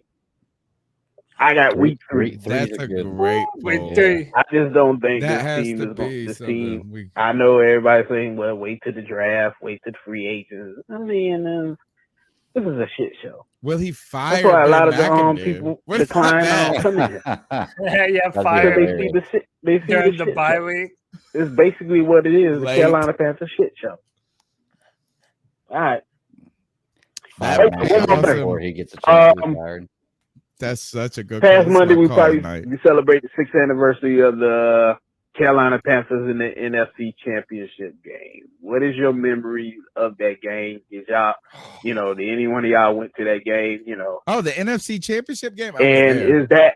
is that arguably the number one game in Panthers history? So I know some people say top 5, but I hear some people say that's the number one game. So I want to hear what y'all think about that. All right, peace. It has to be top 3, right? And when I say top 3, the only things you could argue is that, like, when you beat the Rams and then you beat the Eagles on the way to the Super Bowl in the 2003-2004 Super Bowl. That's it. Is that they're kind of long shots. You're on the road, exciting. You know what I'm saying? You're underdogs. You know. So there is an argument, I guess you could say, that those were the most exciting type of games. But like, think about this: is an NFC Championship game in your home on your home turf. I went to the game. My boy Trip, his wife Mindy, we all went there, and we said this is we gotta go. Like, we just have to go because it's a home NFC Championship, and they don't come that often. Like, the last time this happened, we were on the road. You know what I mean? Like, it's like so perfect. And then we beat the fucking brakes off of the Cardinals. I mean, just slaughtered them. I would say my memory of that game was at the end when it was over. I mean, it was clearly over for a long time, and we were celebrating for the last like 4 minutes of that game, I felt like. But it was so loud in there. It was Super Bowl. People were Super Bowl. You know, the chants were going crazy. MVP, all of this stuff. It was just awesome. But the actual stadium was shaking. It was flexing. Like, almost there was a couple of times like if I wasn't this happy about what was going on, I would be slightly concerned about my safety. Right. Like, this might fall down. It was like an earthquake, bro. It was so awesome. It was just like so good to be there. But like, I mean, we came out there and just did everything right. Defense getting picked, the offense, man, it was just so great. Like, it's like one of those things that you just high five the whole game. Yeah, it was like the best possible fucking game you could be at. My favorite, it's either that game or dude, even those 2 Seattle Seahawks games during that season too, man. Those were some good ones. I think that Cardinals game, 1, it sent us to the Super Bowl, and 2, it was such a thorough domination. Yeah, like thumping. The Seahawks, they came back against us, dude. We stomped a mud hole in the Arizona Cardinals, dude. And I also remember that's the first time I learned before they came to Charlotte that the cardinal is the North Carolina state bird. Oh, I'm yeah. like, bro, you are not going to roll up into our house We with ate our own bird. and Yeah. beat Ate this the fucking bird. team. Fuck out of here, bro. Which they usually do beat us in some way. But, man, it was so fun. No, I feel like we always beat them. We always beat the Cardinals. We have a In the very good playoffs, record we do. against the But Cardinals. no, actually, you know what? No, and we're probably not. And first, always this and that. We're putting too many qualifiers on it. Yeah. So we beat the brakes off of them in that game. We beat them with a hobbled quarterback in 2014. Remember where we back in? That was the year we walked into the playoffs. We had a Terrible home game with a NFC South. losing record. And they didn't have Carson Palmer, so you're like, man. And then we got stomped the next round, I think. 7-8-1. They beat the shit out of us in 2008 or whatever. I think it was that. Where the one where it was like Deloma's done. Remember, he threw 5 picks and a fumble in that game, and was in the playoff game. And then the first game of the next season, he had 5 turnovers. So he had 10 turnovers or 11 turnovers in 2 games. Yeah. Early and you were games. like, oh, God, this is done. Yeah. That was against the Cardinals, man. Fitzgerald fucked us up. So they've gotten us a couple of times. That's a good question. What's the record against us? Greg, any memories of that 2015 magical season that culminated in the NFC Championship? I'm trying to think of, for me, another one is the Thanksgiving game against Dallas. That's when I knew we were fucking like, wait a minute. I'm full of turkey, tired of watching football, barely can stay away from my Panthers, and fuck, this is the best game ever. Like, I knew we were real then. Yeah, for me, for that season, I would have to say the first Seattle game we beat him, where he hits Greg Olsen with that touchdown. That was the first game where he hit him with that touchdown pass, right? That we won. The game where everybody started taking us for real. That was the game that everybody started taking us for real. You know, it might have been right after we played a stretch where it was that Colts game.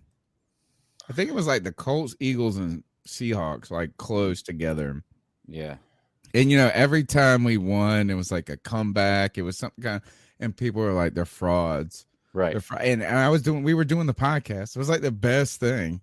Imagine doing the podcast when you haven't lost and you're 14-0 and people are calling you fraud. You know what I'm saying? Like, it is a good experience to do a podcast when you are 10-0. And every game, I mean, we were just each game, we were like, fuck y'all, man. We were just giving punches back. We were doing our thing. We just beat people. And we always heard we're the worst undefeated team ever. 6-0. Till we beat the Seahawks. 7-0. And everybody thought we were great. Yeah. Sure. We beat the Colts, the Seahawks, and another team right in that mix. But for my top games, I've got to go back to what you were saying about that Rams and Philly game. I think maybe it was just the time of my life. That was my freshman year of college. You know, there's those games stand out to me so much. It was such a fun season. I feel like that Carolina team reminds me, or this San Francisco 49ers team kind of reminds me of that Carolina team. Yes. You know? They were not expected to come in and do anything, but they're really making some noise and they're having some fun games to watch. And great comparison. Yeah, great comparison. And people have been sleeping on that San Francisco defense all year. We keep hearing that we're the second defense. Well, I think they're the number one. Pretty good. The mugs are mean. They are. Kyle Shanahan is cool. I hate to be like that. It's like he is the genius. He's the smartest coach in the league. That's like if I had one pick. You said this. If you could have one. Ooh, Cody. Here you go. Flip the script on you. I know you want to go to bed.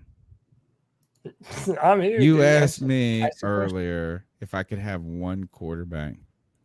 Yeah. If you could have one coach, who would it be? My answer is Kyle Shanahan. My answer is Mike Tomlin. Oh, really? That's a good one, though. Yeah, I like Tomlin. He's never had a You like losing Tomlin, season. but you He's hated always in the Rivera. Get playoffs. out of here. Get the fuck out of here. But I hate. No, wait. What? No, you tried to catch me in something, but you didn't. I hate what? I said you want Tomlin, but you hated Rivera. Tried to catch you in something, which you did. Yeah, Mike Tomlin's way better than Ron Rivera. Yeah, it's not even close. Not even close. Yeah, it's not even a little bit close. They're not even. He just had better players, bro. He just had better receivers for a long time. Mike Tomlin makes the playoffs like I said, almost every single year. So how about this? Mike Tomlin has never had a losing season. Never. And Ron Rivera has had more losing seasons than he's had winning seasons. Let's not put that on Debate Monday. Mike Tomlin is a beast, bro. Greg, one coach who you take? I would take Payton. Trying to be honest with you. Sean Payton? Sean Payton's a great coach. Yeah. Old ass lips. Can I give my second, my number 2? Ron Rivera. If it's not Ron Rivera, I don't want to hear it. Well, it's not Ron Rivera. So, no, you know who my real number 2 is? Who's that? Sean McVay. Really?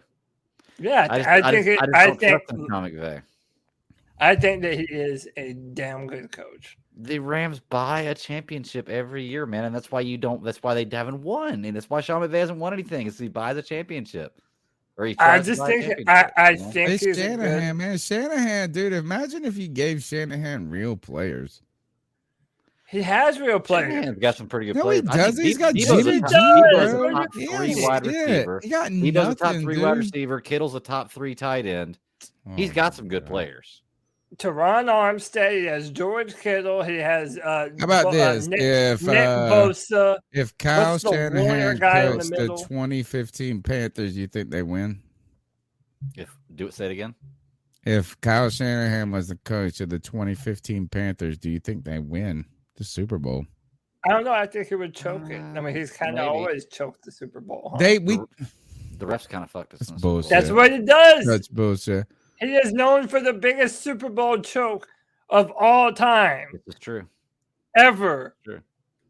What do you mean where game? his defense, where he was an offensive coordinator for a team that was ahead 25, 20, whatever points it was, and the defense just let Tom Brady just do everything? Choke. It's Dan Quinn looking like a big choking penis over there. Next call. Hey guys, it's Joey again.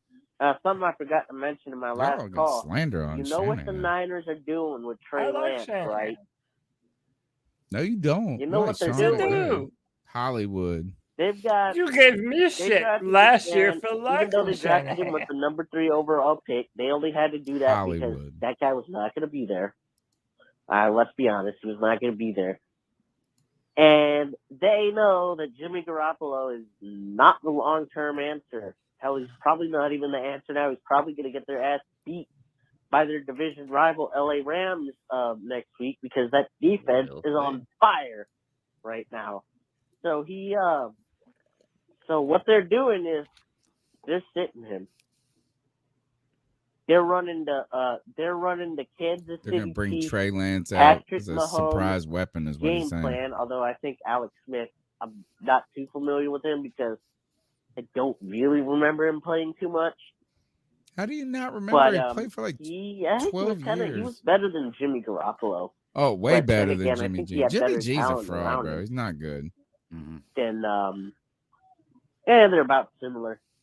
But that doesn't matter because he's still got George Kittle. He's still got all kinds of other talent around him. He's got coaches who are the very best in the league or among the very best in the league. So yeah, Garoppolo might be on the market, and God, please don't have the Panthers trade for that bum because he is a bum. I gotta wait for him to do this. Anyway, guys, wow. He officially always gets us to play the end of his calls. I can't cut him off early because he's got the wow. Jimmy G is greater or less than Carson Wentz. Go. Don't give me a big explanation. Just greater or less than. Less than. Dude, Carson Wentz has been struggling, man. Yeah, but Carson Wentz has had a better years than Jimmy G's ever had. He's had Stop pussyfooting GM. You get to pick. We're picking teams. I'm picking a team. You're picking a team. You get first pick. We got only 2 players. Jimmy G or Carson Wentz. You pick. Dog shit versus cat shit, man. I guess I'll take Garoppolo. Jimmy G. Yeah, All bro. right, They're not like. Okay, Dude. fine. Jimmy G or Jalen Hurts. Right now, Jalen Hurts. Yeah. I mean, we're picking teams. Yeah, I guess Younger, stronger, more mobile. Hurts. Greg, what'd you say? Hurts. Yeah, I'm going with Hurts. Jimmy G or Kirk Cousins. Kirk Cousins. I mean, that's easy. It's Yeah, Kirk Cousins all day. Like, if you don't pick that, that's weird. No, fucking dude. Garoppolo's been way further than Kirk Cousins. Cousins got a way better arm. Cousins That's wins that game. stupid. Cousins, yeah, dude. I can't. Say what they did, but- Jimmy G or who's Jared Goff. That's Jimmy a good one. G. That's a good one. Jimmy G or Jared Goff. I think they're the That's same not player. hard. I think they're the same player almost, to be honest with you. But again, it's like I pick Jared Goff all day. Yeah. Over Jimmy G. Why? They were the worst. Well, first of all, I feel like Jared Goff has more nuts to go downfield than Jimmy G does. Yeah, but it's also like so does Carson Wentz. But you're gonna throw it to the other team. See, You know, it's I like- think Goff. I'm with Goff, man. I would pick Jared Goff all day over Jimmy G. Okay. All right. So next, Jimmy G or Gardner Minshew. You know who I want, Gardner Minshew. How about this, Jimmy G or Daniel Jones? Jimmy G. Jimmy G, yeah. Yeah. I don't Give know me why I one more. hesitated. Jimmy G or Sam Darnold? Jimmy G. Jimmy G. Let's get, how about Is there any? Am I missing any that are the comparisons that are kind of like, because I'm all Jared Goff, number one. What was the other one we had? Wentz.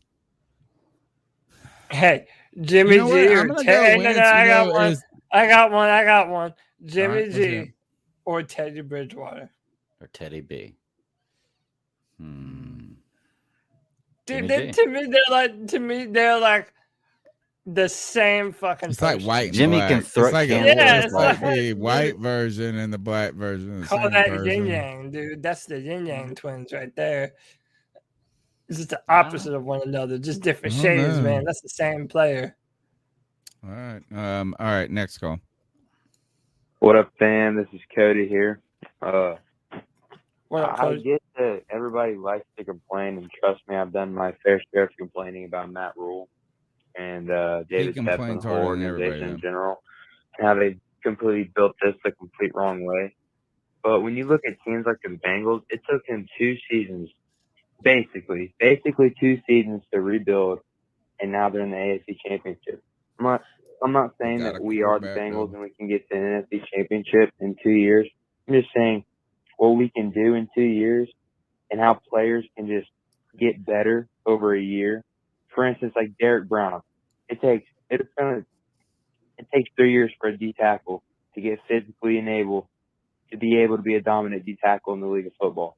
I'm just saying that's one example. You know, you get players like Brian Burns to take the next Vita step, Vea. Jeremy Chin to Vita take the Vea's next step. dominant We right have a now. really He was good drafted team. like 3 or 4 We have a years really ago. good team. I honestly think I'm not saying Sam Donald's the answer. I'm not saying he's bad. I'm just saying the Panthers are a quarterback, and I honestly think one more decent offensive lineman and a coach that can just control the clock. I think we're just 3 pieces away from being a dominant football team in the NFL. I don't know. That's my take. Also, another thing I wanted to ask you guys. At pick 6, if we don't trade back, if Kyle Hamilton's available, the safety at Notre Dame, would you take him, assuming that Evan Neal is off the board? No. Would you take Kyle Hamilton, the safety? And if Ikemi Kwani is on the board, would you take Kyle Hamilton, the safety, over him? I just want to ask you guys that. Kyle Hamilton or There it is. Ikongwu. I don't know, dude. Hamilton. I really like Hamilton. What was the last transcendent safety? Transcendent.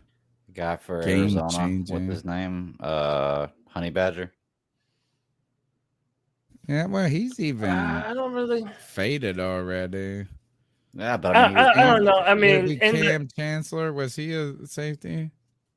Yeah, him and Something like that. I mean, I don't know. If I had to pick between those two right now, I'm keeping it simple and just picking Ekonwu. I just they think both safeties. No, one's Ekonwu is the offensive line. left tackle from NC State. Yeah, and he is mean, bro. He Like, is. this dude is awesome. Now he doesn't. We don't know if he can pass block because we don't see. We just don't have a lot of evidence about whether he can or can't. We don't have bad evidence, right? Like we don't have a lot of film that says he can't do it. We just don't have. They just run the ball all the time because this dude can just grade over everybody. So they're just like run behind this guy and he just bulls over the whole fucking team. He's amazing. How about this? The eye test right alone says this dude's gonna be better than anybody on it. That's what I would say. I don't care. Automatic best. He might suck at pass protection, but he's way better than you at everything. Yeah. Everything.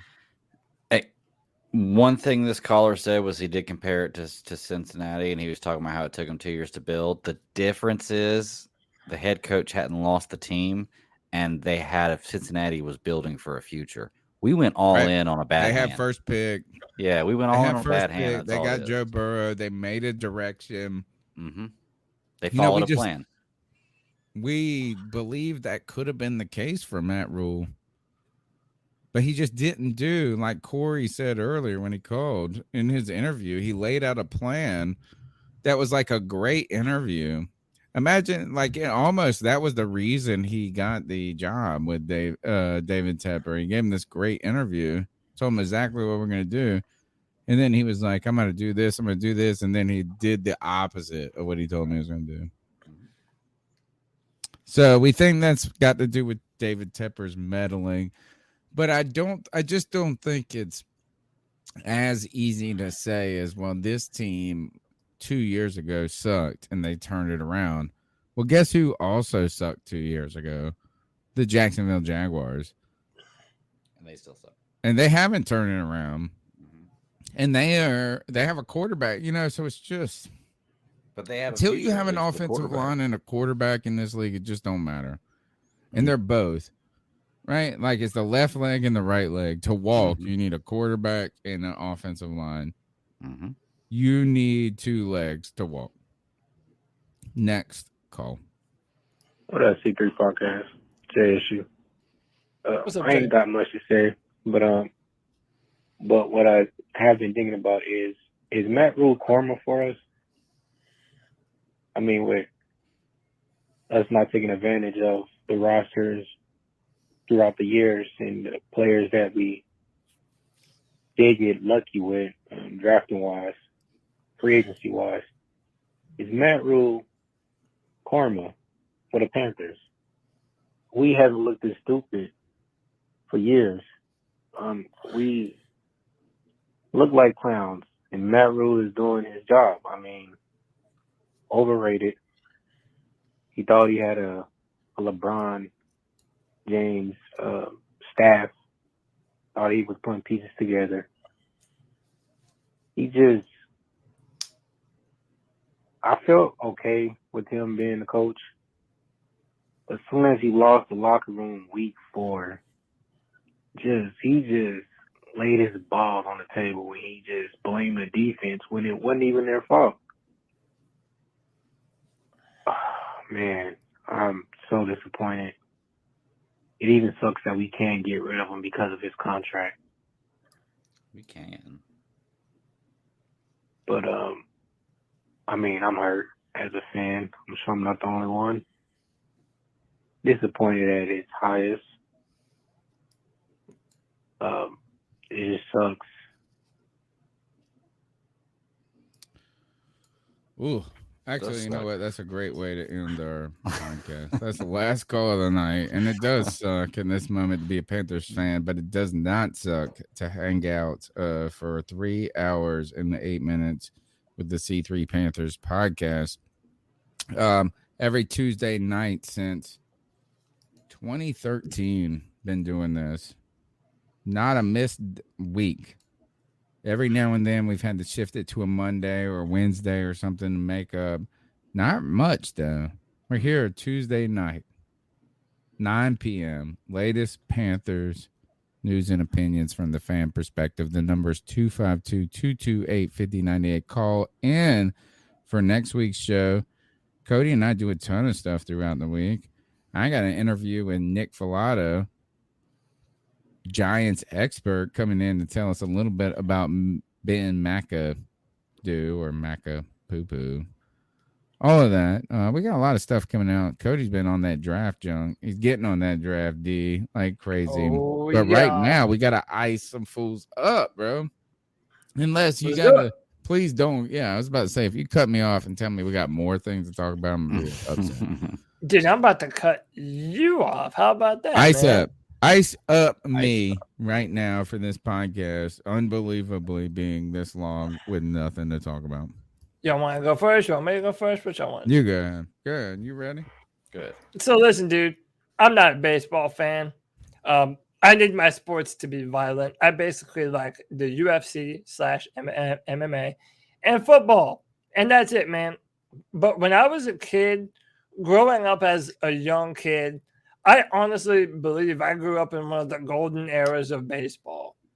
And in part because I got to watch guys like Mark McGwire and Sammy Sosa. Juicy Juicies. And this guy, Barry Bonds, who was not elected into the Baseball Hall of Fame. This was his last year of eligibility on the BBWAA ballot, effectively shutting him out. Wow. Now, here's what I want to tell you.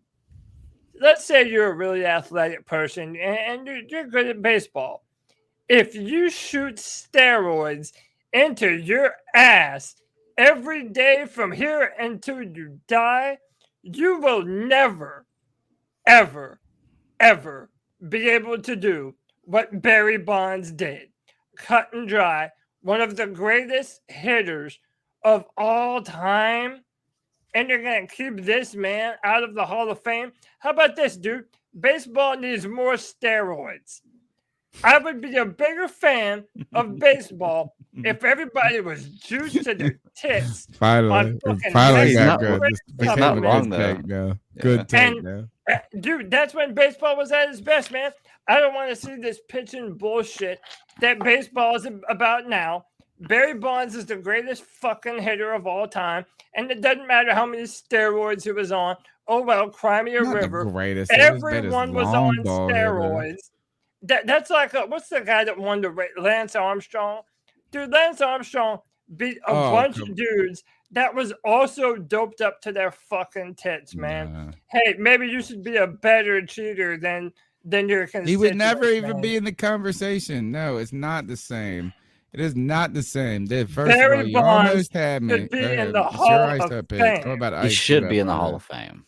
Go ahead. I will at least concede for a moment to you that shooting dope or whatever they call it, whatever the kids call steroids, doesn't make you a better baseball player. Like, you know what I'm saying? Like, but cycling, come on. That's exactly what it helps you. It's not like a talent to move your legs as fast and as long as hard for days and days on end as you can.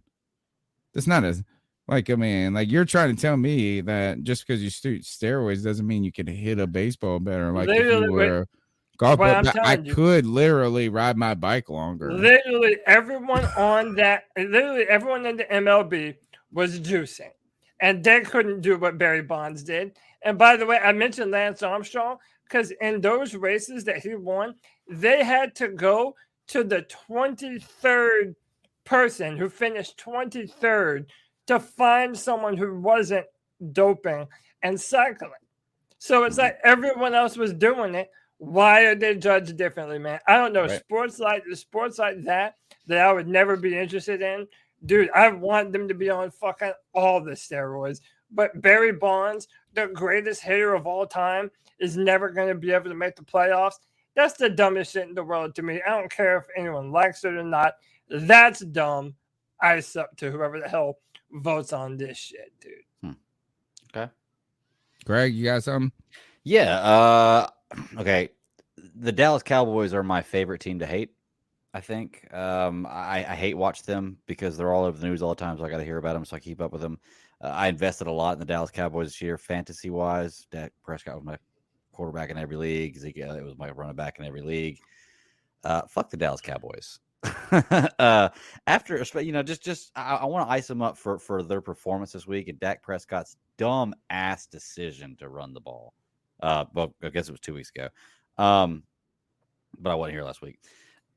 These guys are, like I said, they're the team that I love to hate because I want to see what's happening with them all the time, and I don't know why, and I hate it because America's like that, and for some reason, this is America's team. For some reason, tickets to these games are insanely expensive, and everybody wants to go there, and I get it. It's a lot of money, but I just don't get why.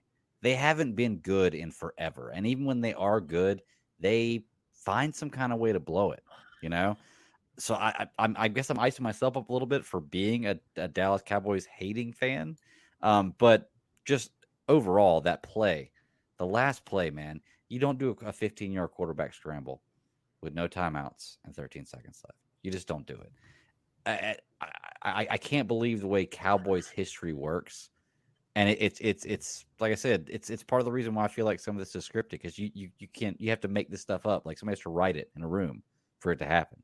You know, I also hate that they I might up the referees a little bit. It's kind of a triple S up. I up the referees a little bit in that game because nobody else in that game gets that call where the ball's moved and they get another chance. That's one reason this stuff's scripted because they wanted Dallas to advance.